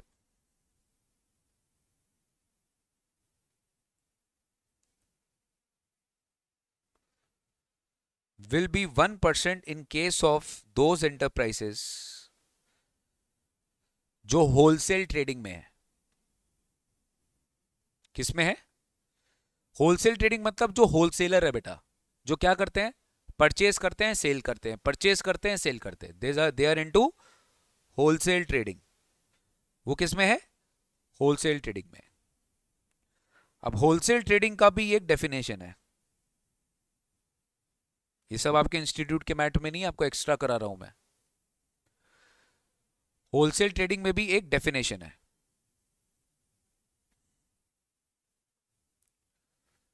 purchase cost of the finish goods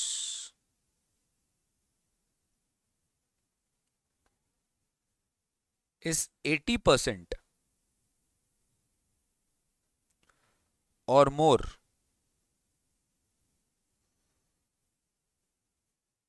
of total cost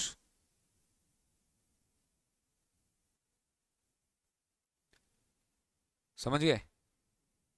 आपका ट्रेडिंग एक्टिविटी का जो टोटल कॉस्ट है उसका 80% कॉस्ट तो परचेज कॉस्ट ही है। डेबिट साइड ग्रॉस प्रॉफिट याद करो, total cost of trading cost जो है उसका 80% कम से कम क्या है? परचेज कॉस्ट है। एंड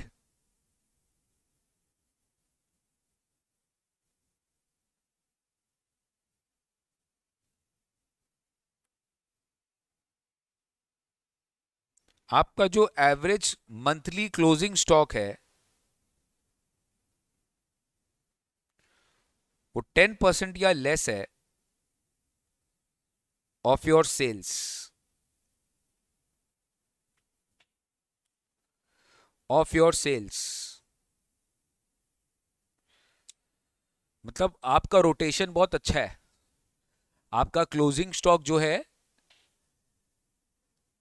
सेल्स का, आपका जो क्लोजिंग स्टॉक जो है सेल्स का 10% से कम है। आप purchase sale purchase sale purchase sale frequently करते हो, आपका मेजॉरिटी गुड्स सेल हो जाता है। तो लेस ऑफ सेल ट्रांजैक्शन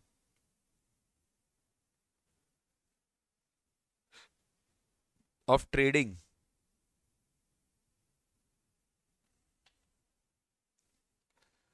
ये जो 3% का डिफरेंस होगा ये 1% हो जाएगा फॉर होलसेल ट्रेडिंग जिनका परचेज कॉस्ट 80% और मोर है और जिनका एवरेज क्लोजिंग स्टॉक 10% और लेस है of the sales.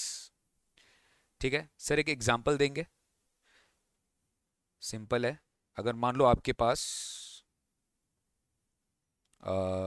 Actual value आ रहा है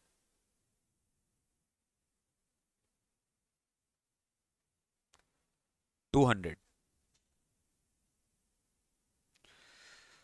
और एएलपी जो तुम्हारा मोस्ट अप्रोप्रिएट मेथड है, याद है मोस्ट अप्रोप्रिएट मेथड कैसे सेलेक्ट होगा? Rule 10C। जो भी तुम्हारा ALP as per most appropriate method है उसमें भी तुम्हें 7 8 10 कंपेरेबल्स मिल रहा है, 7 8 10 ट्रांजैक्शन मिल रहा है जिसके बेसिस पे तुम बेंचमार्क कर रहे हो।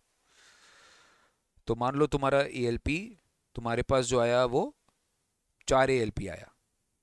ठीक है, तो 205 210 180 और 190 आपको 4 एएलपी दे दिया।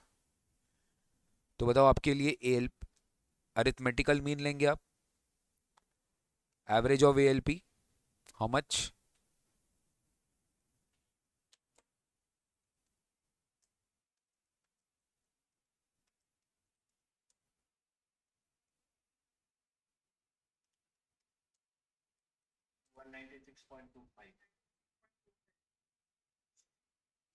यहाँ पे तो फिर आपका कुछ इंक्रीज ही नहीं होगा,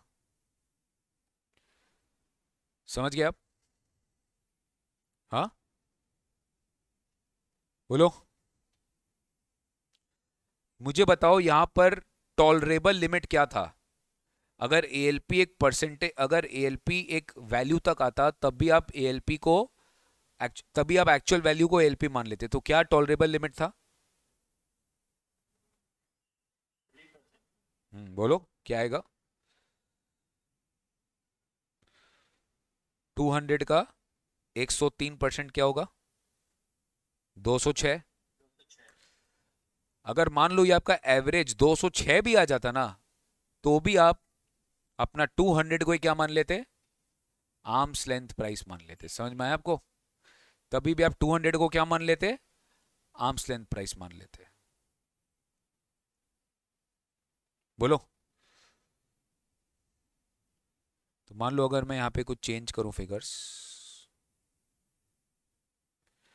उसके बाद 240 करो,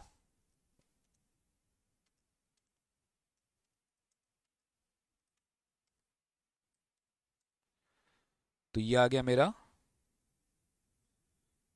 208.75। So since difference in ALP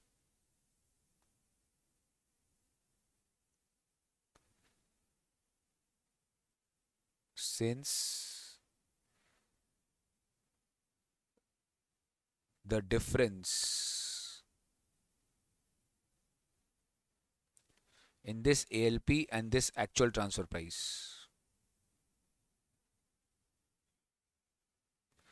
मुझे बताओ ये 3% वाला डिफरेंस अलाउड है क्या नोटिफाइड जुडिक्शनल एरिया में?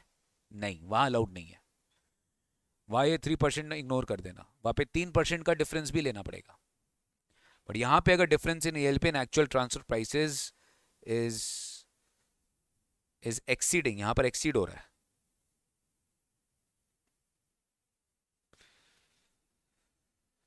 तो यहां पर आपके लिए क्या हो जाएगा? ALP is equal to 208.75।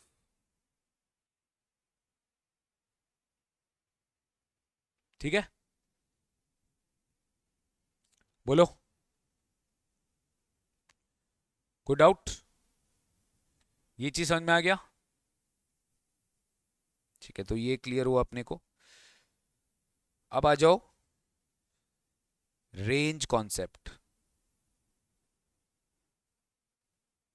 बस ये लास्ट है आपके सिलेबस का, रेंज कॉन्सेप्ट। सुनो, बहुत सिंपल है।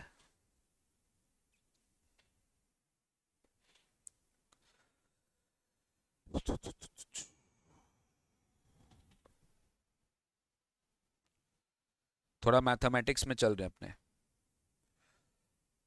आपको कुछ नंबर्स दिए रहेंगे, you have to arrange that numbers first of all in ascending order. ठीक है, आपको नंबर लिखते रहो, आपको नंबर जो है असेंडिंग ऑर्डर में अरेंज करना है। You have to arrive at a range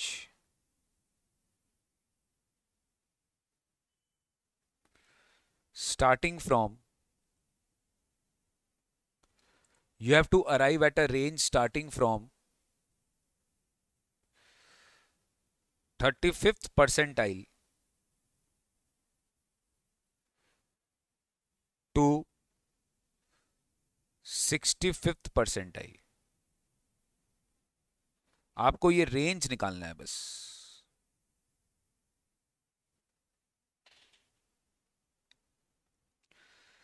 if the actual transfer price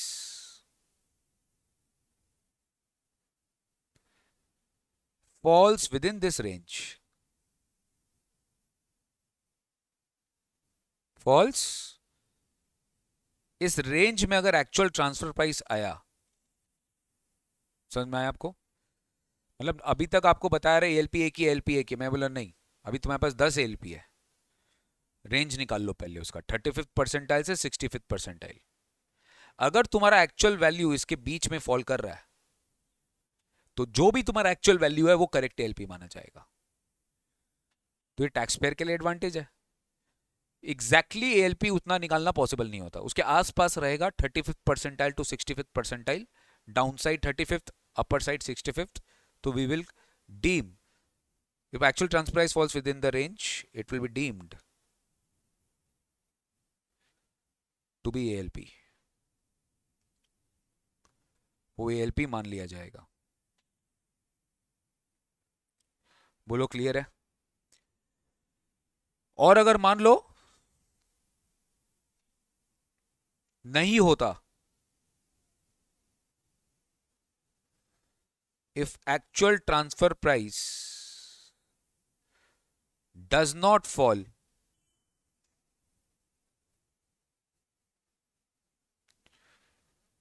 within the range,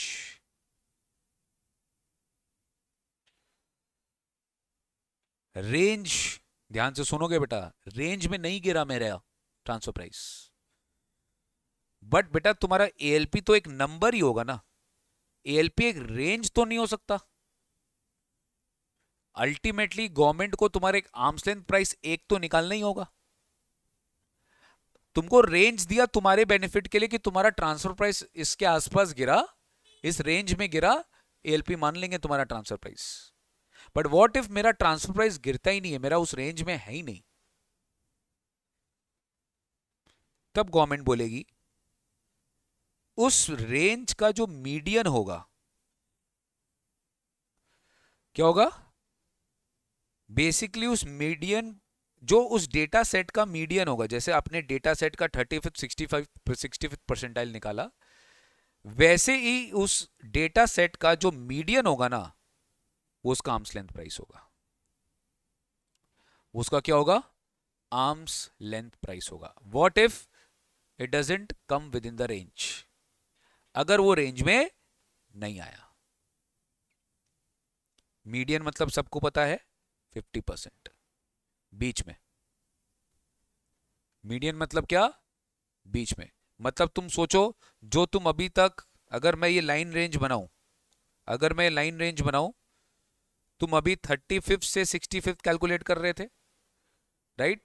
अगर तुम्हारे ये 35th से 65th के अंदर में वो रेंज ट्रांसफर प्राइस इसमें नहीं गिरा है, तो गवर्नमेंट बोल देगी ये जो बीच का अमाउंट, जो बीच का वैल्यू है, वही हो जाएगा तुम्हारा एएलपी। बीच का वैल्यू क्या हो जाएगा? एएलपी। बोलो अभी तक कोई डाउट? हाँ? तो बेसिकली अब तुम सोचो, तुमको क्या निकालना है? 35th परसेंट, तुमको क्या निकालना है? 65th परसेंट, और तुमको निकालना है 50%। यही निकालना है ना तुमको, यही तो बनाना है। 35, 65, और अगर रेंज में नहीं आया वो तो 50 निकालना है। जो भी है ये परसेंटाइल आपको निकालना है गाइस, ठीक है? ये परसेंटाइल आपको निकालना है। ये जब परसेंटाइल आपने निकाला, अगर ये होल नंबर नहीं आए,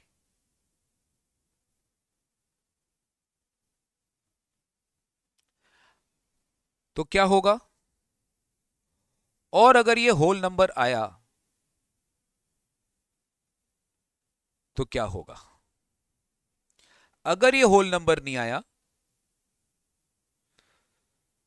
तो आपको कंसिडर करना है हायर वाला नंबर। होल नंबर नहीं आया मतलब डेसिमल में आया, डेसिमल में आया, अगर आपका आंसर अगर डेसिमल में आया तो आपको हायर नंबर कंसिडर करना है फॉर रेंज। सर एग्जांपल करेंगे, डोंट वरी। लेकिन अगर आपका होल नंबर है, मतलब होल नंबर मान लो 5 आया, 6 आया, 7 आया, सब होल नंबर आया, फिर आप मीन कंसिडर करोगे। Mean of the value assigned at that number, जो भी आया, प्लस नेक्स्ट नंबर। एग्जाम्पल के तौर पे मान लो आपका होल नंबर आया 6, तो 6 में जो वैल्यू है और 7 में जो वैल्यू है उसका एवरेज होगा। आपका नंबर आया 4, तो 4 में जो वैल्यू और 5 में जो नंबर है उसका एवरेज होगा। मान लो यहां पर आपका आया 5.2, तो 6 होगा, 4.4 तो 5 होगा। करते एक एक करके, ये लिख लिया आप, एग्जाम्पल देखेंगे। कंसिडर अ सेट ऑफ, हमने पढ़ा था ना, 6 से कम होगा तो अरिथमेटिकल मीन ले लेना, 6 से ज्यादा होगा तो रेंज कॉन्सेप्ट लगेगा। Consider a set of set 7 sets, आपके पास 7 सेट है।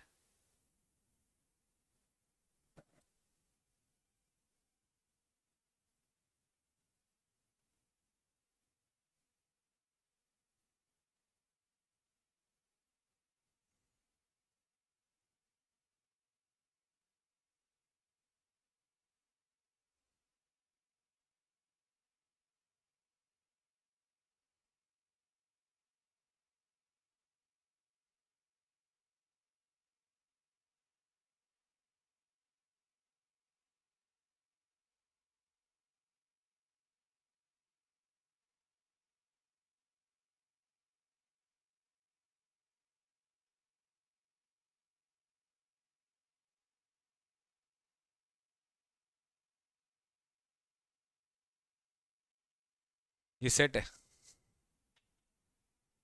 पहला स्टेप क्या करना होता है आपको,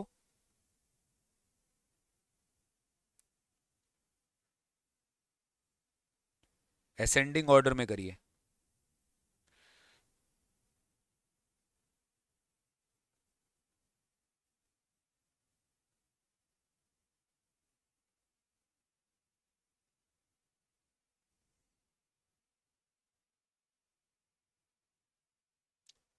बताइए अरेंज कैसे करें।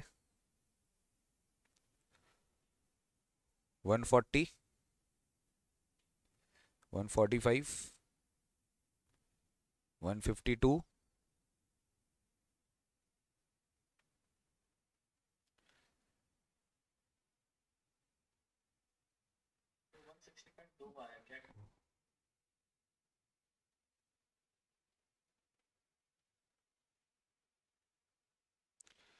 152, 160, 165, 170 और 175 अरेंज कर लिया।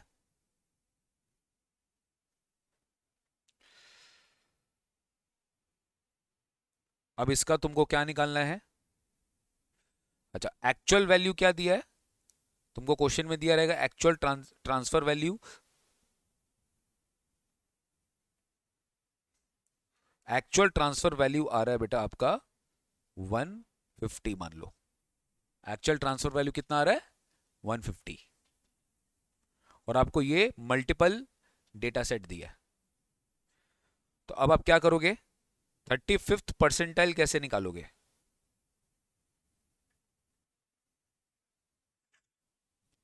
कितना डेटा है 7, तो 7 का 35%, 7 का 35%, ये 7 कैसे हुआ है, डेटा नंबर कितना है 7, तो 35% कितना होता है 2.45।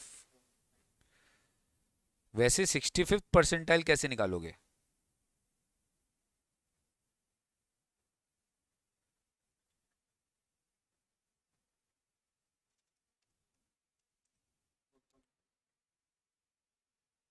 क्या ये होल नंबर है, होल नंबर नहीं है, तो आपको क्या लेना पड़ेगा, नेक्स्ट हायर नंबर लेना पड़ेगा, इसका 3 और इसका 5। 3 कौन सा हुआ और 5 कौन सा हुआ? ये हुआ।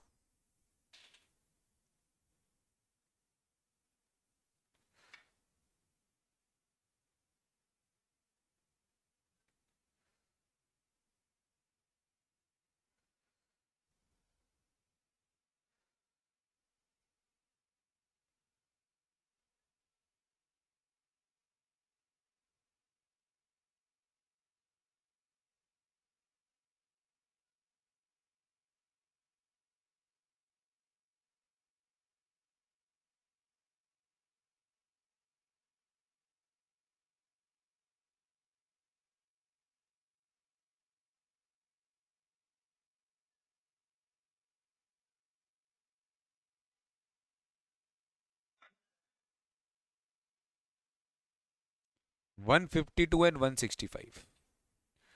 तो यहाँ पे रेंज क्या हो गया बेटा?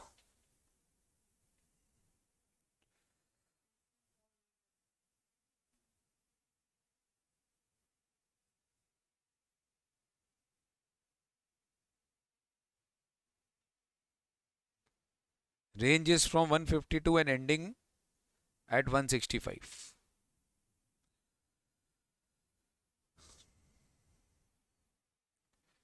If actual transfer price falls within the range,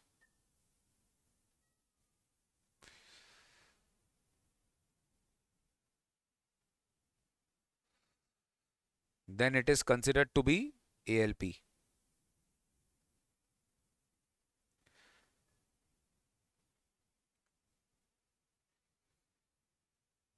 बोलो। Then it is considered to be at ALP. ठीक है, पक्की बात। बट यहां पे वो रेंज में फॉल नहीं कर रहा है। इन this case it does not fall in the range, so it is not at arm's length. ये फिर आर्म्स लेंथ में नहीं है।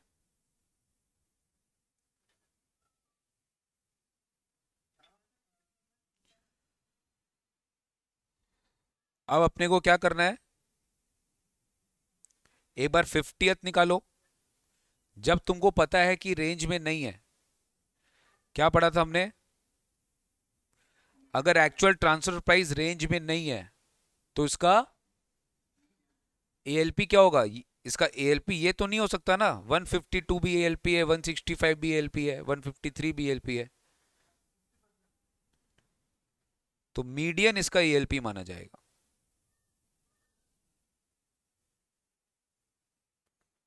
तो 7 इंटू 50%, मीडियन क्या हुआ 50%, 3.5। अगेन ये होल नंबर नहीं है तो नेक्स्ट नंबर क्या है 4। तो 1 2 3 4, दिस इज योर क्या आर्म्स लेंथ प्राइस।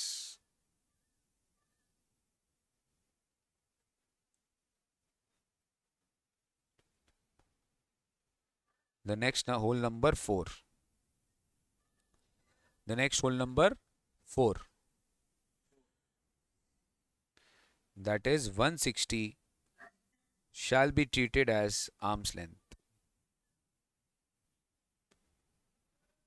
क्लियर हुआ एकदम एक कॉन्सेप्ट?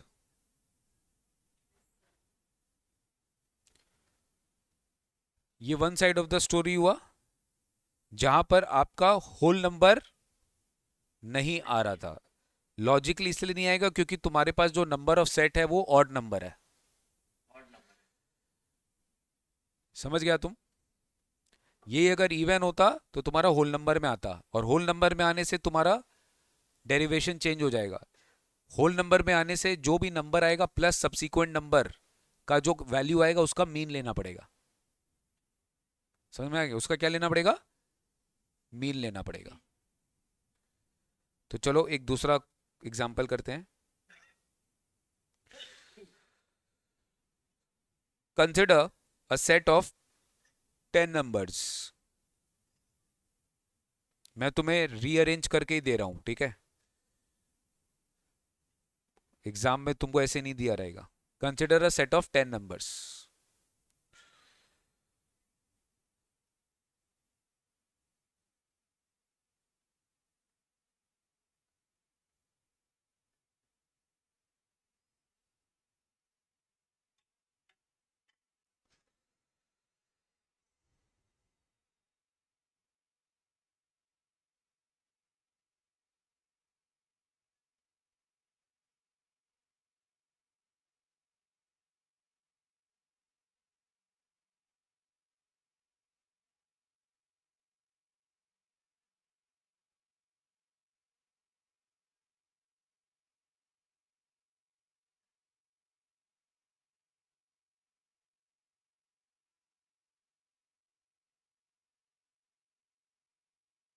ठीक है.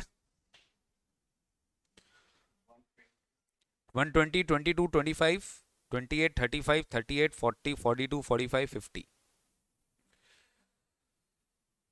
Consider actual price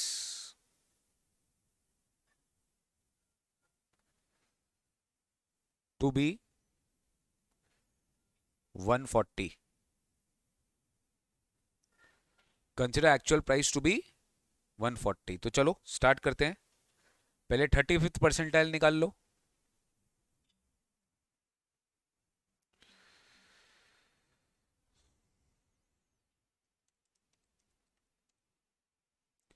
ये भी होल नंबर में नहीं आया.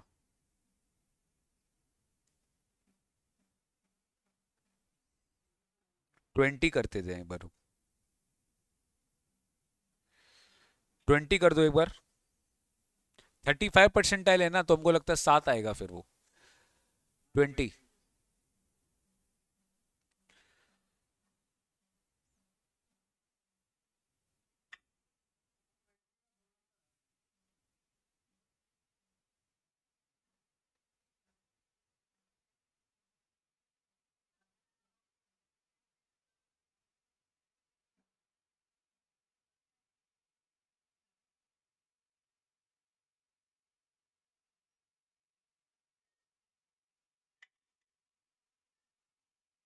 ठीक है.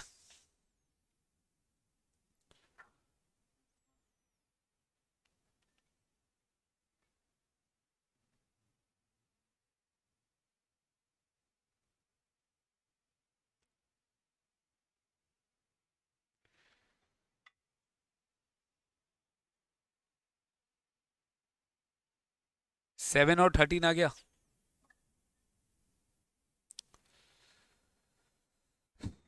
Since this is a whole number,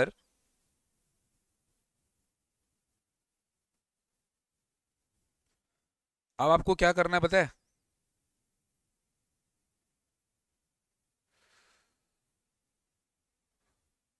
consider mean of 7 and 8. 7 और उसका नेक्स्ट 8 का मीन निकालेंगे. 7 था 140, 8 था 142.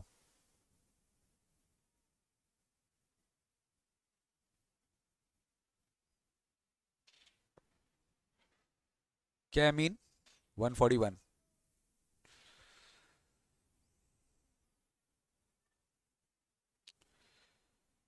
क्लियर है? इसमें मीन किसका निकालेंगे?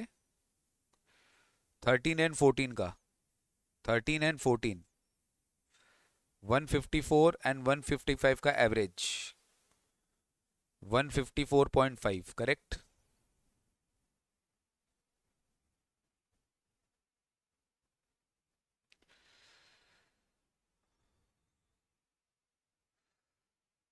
एक्चुअल प्राइस क्या दिया? ये रेंज हो गया तुम्हारा.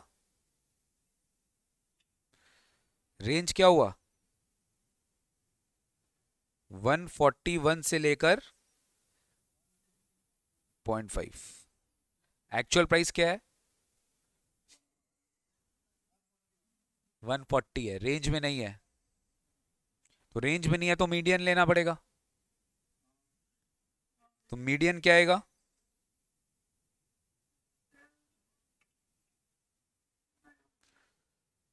1 मिनट रुकेंगे।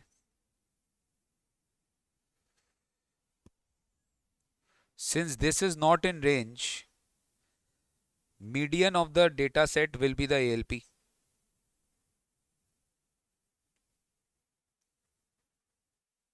अगेन एक चीज नोटिस करना, जब हम 20 का मीडियन निकाल रहे हैं तो मेरा क्या आ रहा है? होल नंबर आ रहा है। तो अगेन होल नंबर आते ही क्या करना पड़ेगा? मीन ऑफ 10 11 लेना पड़ेगा। 150 और 152, तो क्या आ रहा है? तो this is your arms length price.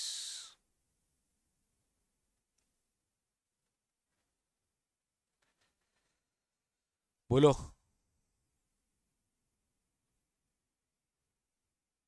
तो ये इंपॉर्टेंट चार्ट याद रखिएगा। होल नंबर नहीं है तो क्या होगा, होल नंबर है तो क्या होगा, ये सब के लिए एप्लीकेबल है। 35th परसेंटाइल भी, 65th परसेंटाइल भी, मीडियन में भी। बोलिए।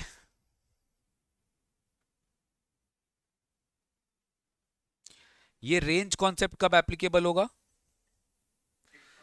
करेक्ट, 6 और मोर पे एप्लीकेबल होगा। If less than 6, then arithmetical mean लेना आपको। तब क्या लेना है? Arithmetical mean.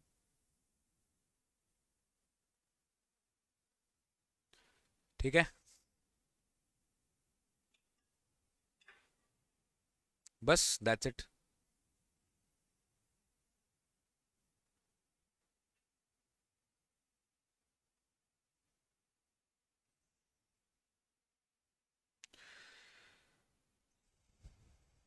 इंस्टीट्यूट ने अपने ट्रांसफर प्राइसिंग के लास्ट में कुछ प्रैक्टिस क्वेश्चन दिए हैं। मैं एक बार रिक्वेस्ट करता हूं, तो चलिए एक बार खुद से सॉल्व करिए। तो एक बार एमसीक्यूज में आइए, स्टार्ट। एक बार खुद से ये सारा का सारा 10 एमसीक्यूज खुद से इसका ऑप्शन लिख लो। कुछ कोई कुछ बोलना मत, so that other students do not get disturb. और लास्ट में फिर मैं डिस्कस करूंगा। फटाफट कर लो तो एमसीक्यू।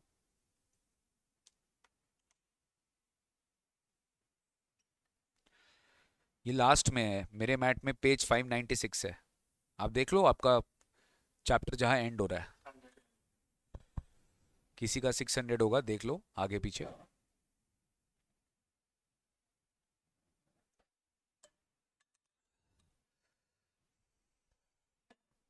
लिखना स्टार्ट कर दीजिए।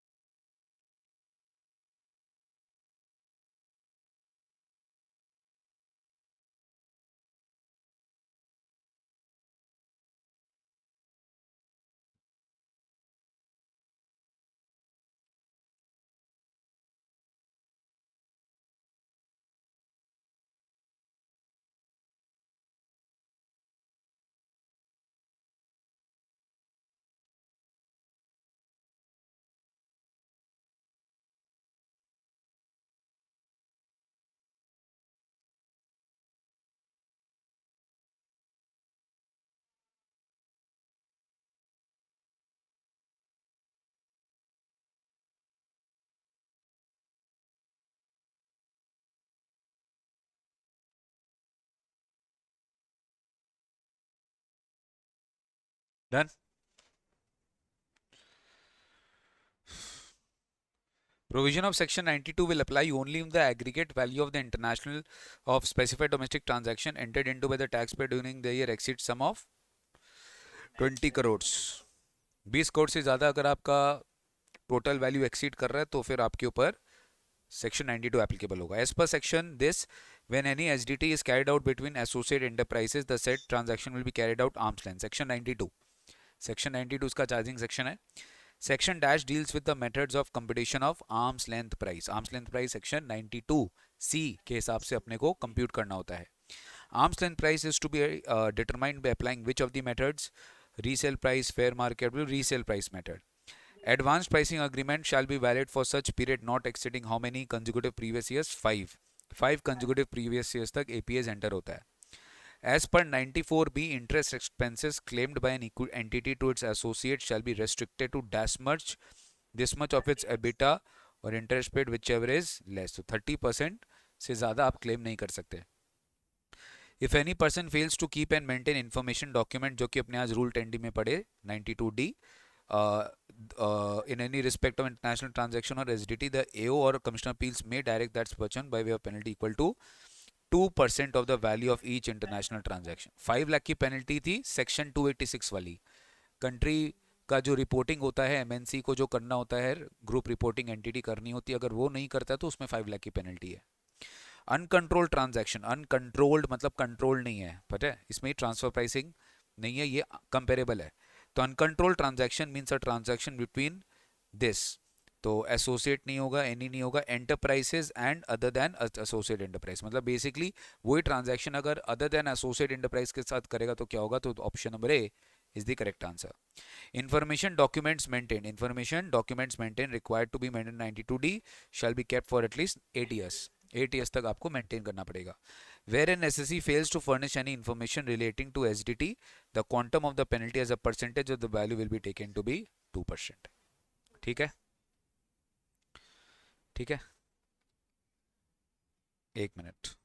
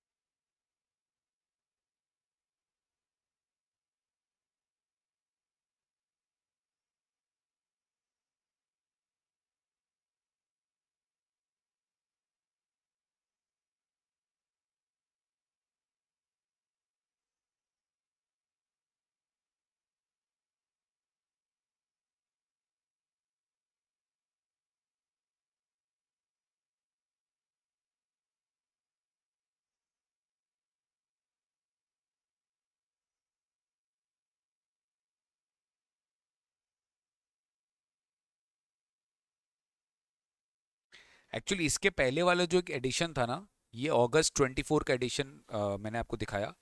फेब 24 वाला जो एडिशन था ना, उसमें इसके बाद इंस्टीट्यूट ने 2-3 क्वेश्चंस भी दिया था इस चैप्टर में। अगर आप देखेंगे मेरे इस चैप्टर में यहाँ पर कुछ नहीं है, ये लेटेस्ट एडिशन है। बट अगर आपके पास इसके पहले वाला एडिशन होगा तो आपको इसके बाद कुछ क्वेश्चंस दिखाई देंगे, वो अनसॉल्व्ड केस स्टडी है।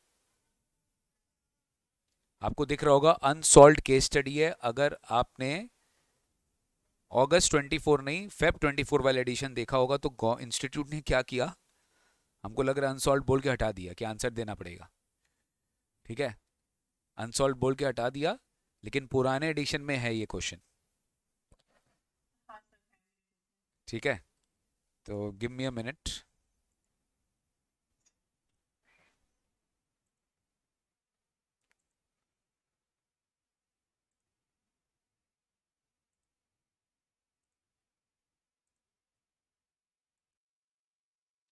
अब मैं आपको ना पुराने एडिशन का एक मैट दिखा रहा हूँ इंस्टीट्यूट का, जहाँ पे केसेस क्वेश्चंस दिए हुए हैं।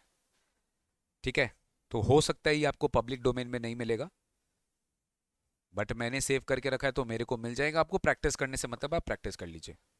ठीक है, आइए एक बार साथ में करते हैं। भारत सेलुलर, साथ में नहीं मतलब आप मेरे आगे करेंगे, मैं आपके पीछे पीछे हूं। Bharat cellphones limited of Mumbai and Japan mobiles limited of Tokyo, they are associate enterprises. Mumbai and Tokyo, there are associate enterprises. BCL imported 10,000 mobile handsets from GML from Japan, Tokyo for 15,000 per handset. 15,000 रुपया पर handset का price था, जो कि ये अपने associate enterprise से import किया, which are sold to unrelated parties for 20,000 per product. 20,000 per product में ये बिकता है अनरिलेटेड पार्टीज को। BCL also imported similar mobile sets from Europe, which was sold with a GP margin of 25% on cost. थोड़ा ध्यान से, GP margin cost पे 25% दिया है, ठीक है, जो कि सिमिलर प्रोडक्ट्स वो इंडिया के बाहर से जो अनरिलेटेड पार्टी से इंपोर्ट करता है तो वो 25% जीपी मार्जिन में बेचता है। जीएमएल ऑफर्ड, जीएमएल मतलब एसोसिएट एंटरप्राइज ने इनको 22,000 पर यूनिट का क्वांटिटी डिस्काउंट ऑफर किया था, whereas EL offered 800 rupees का discount as quantity discount. The freight and the custom duty paid for import from EL had cost BCL 1500 per unit. In respect of purchase from EL, the expenditure was 500 per unit. Differences दे दी आपको. Now you will have to determine the correct options from the following. Which method can be considered as the most appropriate method for computing arm's length price? Resale price method, cost plus method, cup method, none of the above. Correct. यहाँ पे resale price method is the correct answer because यहाँ पर the purchase has been done from associate enterprise and selling is done to unrelated party. तो this perfect जो most appropriate method होगा वो resale price method होगा. बस आपको next पूछा है arm's length price बता दीजिए. तो रीसेल प्राइस मेथड है तो आपको डेफिनेटली अपना परचेज साइड देखना पड़ेगा. आपने एक्चुअली परचेज 15,000 में किया है तो डेफिनेटली आर्म्स लेंथ अगर होगा तो वो लोअर होना चाहिए, तब जाके वो आपकी इंक्रीज करेगा इनकम को. तो चलो निकाल लीजिए.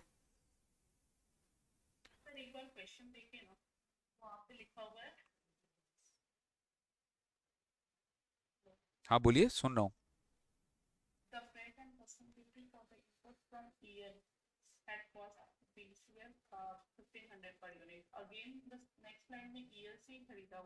एक मिनट रुको.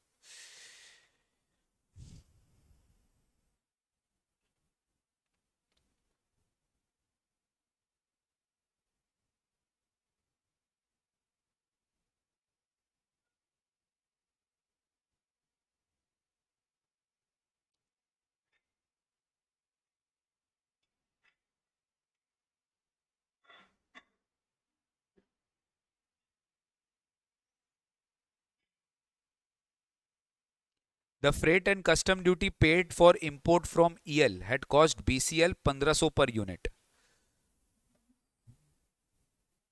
ठीक है, ये हो गया यूरोप लिमिटेड.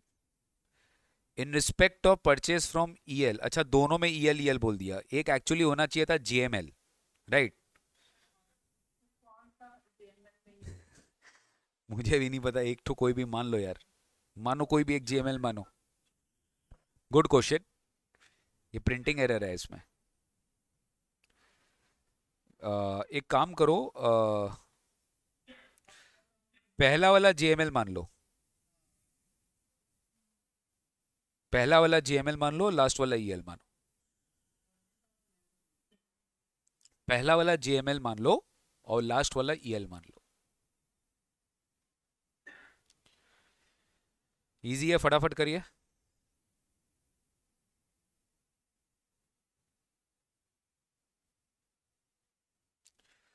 तो अब स्टार्ट करेंगे 20,000 से.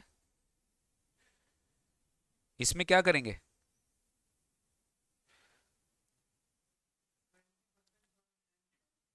जीपी मार्जिन आपको लेस करना है. 25% कॉस्ट पे दिया, ध्यान देना. तो 25% ऑन कॉस्ट है तो इतना पता है 20% सेल्स होता है. इतना तो पता है ना कि नहीं पता है? 1/4 1/5 कॉस्ट प्लस प्रॉफिट 5 है, ठीक है। तो ये 20% हो गया सेल्स का, तो 4,000 गया, 16,000 आया। अब तुमको एडजस्ट करना है दो चीज, क्वांटिटी डिस्काउंट और फ्रेट। जीएमएल ने उसको 2,000 रुपये डिस्काउंट दिया भाई, जबकि ईएल उसको खाली 800 रुपया डिस्काउंट देता है। तो मेरे को एक्स्ट्रा डिस्काउंट मिल रहा है ना, तो एक्स्ट्रा डिस्काउंट कितना है, 1200, उतना माइनस करना पड़ेगा। Freight and custom duty paid for imports from GML को 1,500 रुपया मेरा फ्रेट का कॉस्ट लगता है, लेकिन अगर मैं ईएल से खरीदता हूं तो मेरा खाली 500 पर यूनिट लगता है। तो यहां पर मेरा 1,000 रुपीज ज्यादा खर्चा लग रहा है।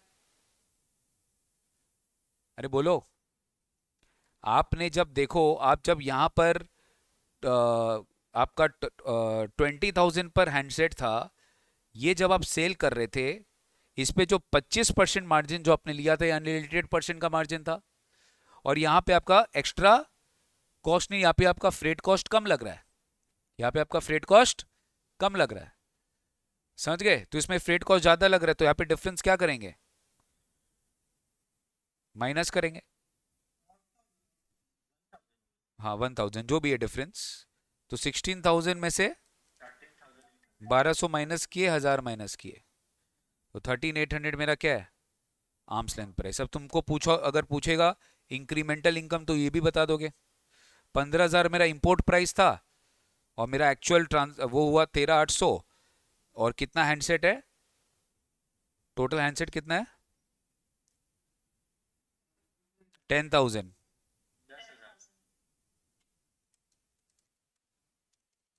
तो 120 लैक्स, 120 लैक्स आपका इंक्रीज इन टोटल इनकम हो जाएगा।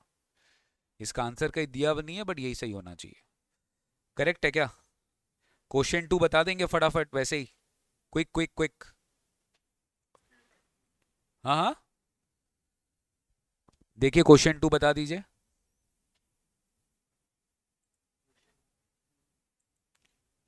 S limited Indian company supplied billets to its holding company G Limited, Germany during this year. S also supplied the same product to another German based company. Same product supply कर रहा है दूसरे company को, जो कि unrelated है। Transaction with ji limited, यानी जो मेरा ट्रांजैक्शन है वो यूरो 500 पर मेट्रिक टन है, वो भी एफओबी है। Where is a transaction with Z limited, जो कि अनरिलेटेड पार्टी है, वो 900 पर मेट्रिक टन है, वो भी सीआईएफ। पहला डिफरेंस तो ये हो गया, FOB versus CIF. Insurance and freight amounts to 300 per metric ton, बस ये डिफरेंस है। 10,000 मेट्रिक टन सप्लाई हुआ और exchange rate 90 rupees per euro है। एक मिनट, हाँ ठीक है, just a minute, just a minute.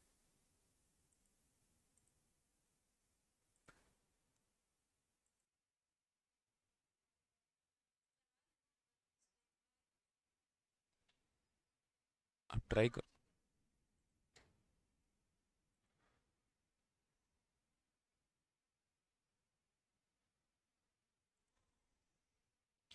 Which will be considered as the most appropriate method इसमें? करेक्ट, क्योंकि सिमिलर ट्रांजैक्शन एकदम है, 1 to 1 है, कब is the most suitable method. What will be the arms length price? बहुत easy है यार। 900 तुम्हारा था कंपेरेबल का, वो सीआईएफ है, तुम्हारा तो एफओबी है, तो 300 माइनस करना पड़ेगा। 600 विल बी द यूरो, और एफ प्राइसिंग में इंपैक्ट क्या आएगा? 600 तुम्हारा एएलपी है, एक्चुअली तुमने सप्लाई कितना में किया,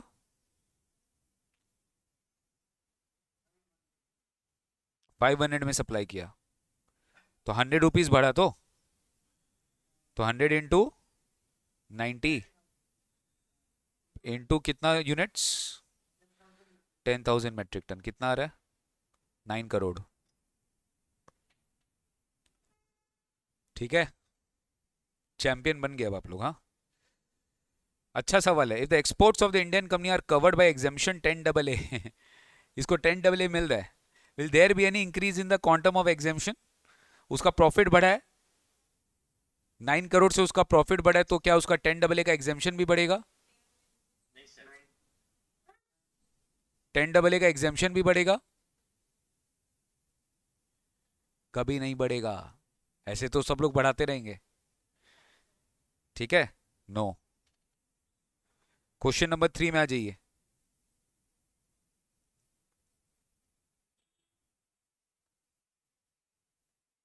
करिए, quick quick quick. X Limited, a resident Indian company, has borrowed 100 crores from a company incorporated in US, interest rate 9%. Loan is repayable for 10 years. Further, loan is guaranteed by being incorporated in US. Kia non-resident holds shares carrying 30% of voting power in X and B. I hope you understood. X है, A है, ठीक है। Loan guarantee किया B ने, loan guarantee किया B ने,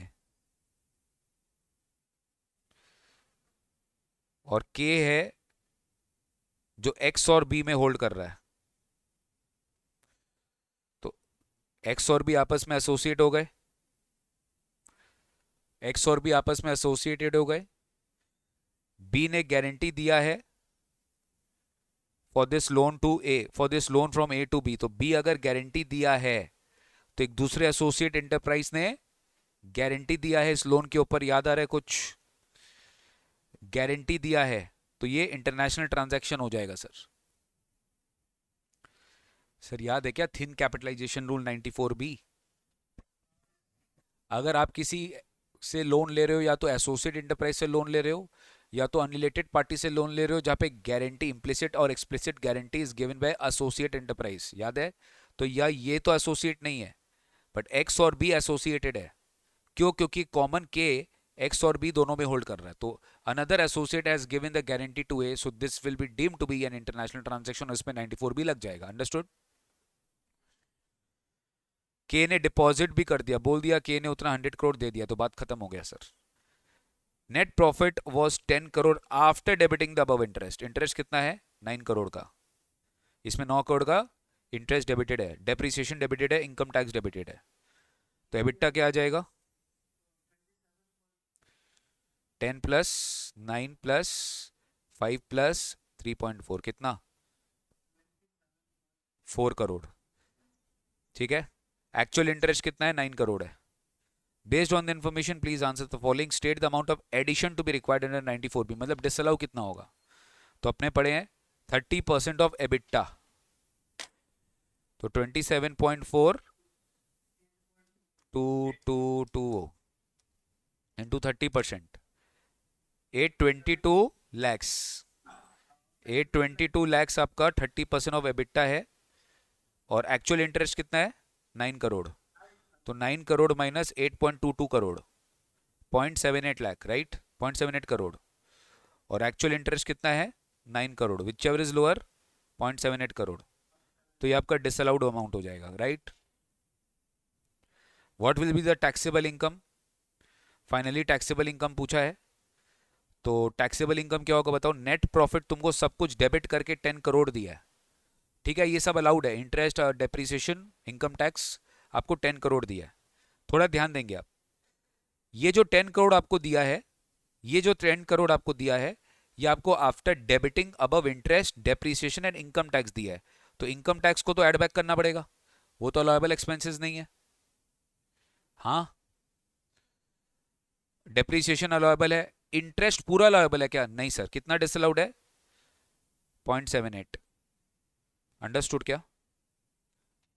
understood? तो क्या रहे सर?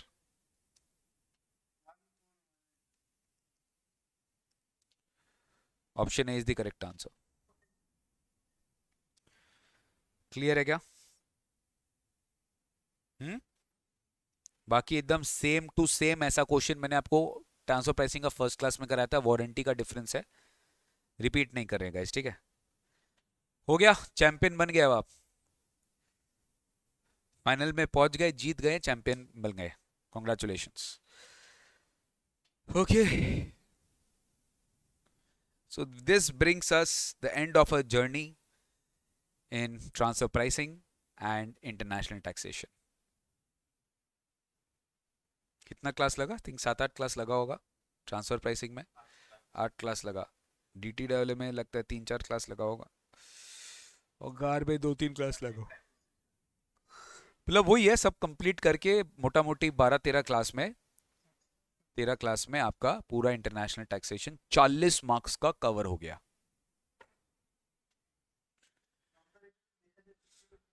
DT में कितना क्लास है, correct, it's a good thing.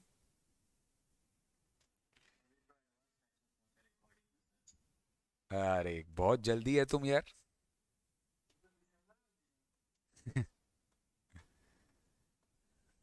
चलो guys, that's it for the day. International taxation का आपका क्लास ये पे समाप्त होता है। एंड मैंने आपको बहुत एग्जॉस्टिव प्रैक्टिस कराया है, उसका बेनिफिट आपको एग्जाम के पहले पता चलेगा। And we have covered everything. And कुछ चीज़ मैंने जो नहीं कराया है दैट इज़ वेरी थियोरेटिकल, वो इंस्टीट्यूट के मैट में है, मैंने स्किप कराया है। उतना ज़्यादा आपके एग्जाम में बिल्कुल भी रेलिवेंट नहीं है, आप उसको आराम से इग्नोर कर सकते हो। जो रेलिवेंट पार्ट है, जितना आपको अभी अंडरस्टैंडिंग लेना है उतना आपको मैंने दिया है सर।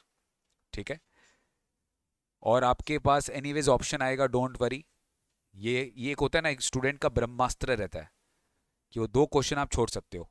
इन केस अगर कोई डिफिकल्ट क्वेश्चन आएगा तो वहां अपने मैनेज करेंगे। ठीक है, so that's it for the day.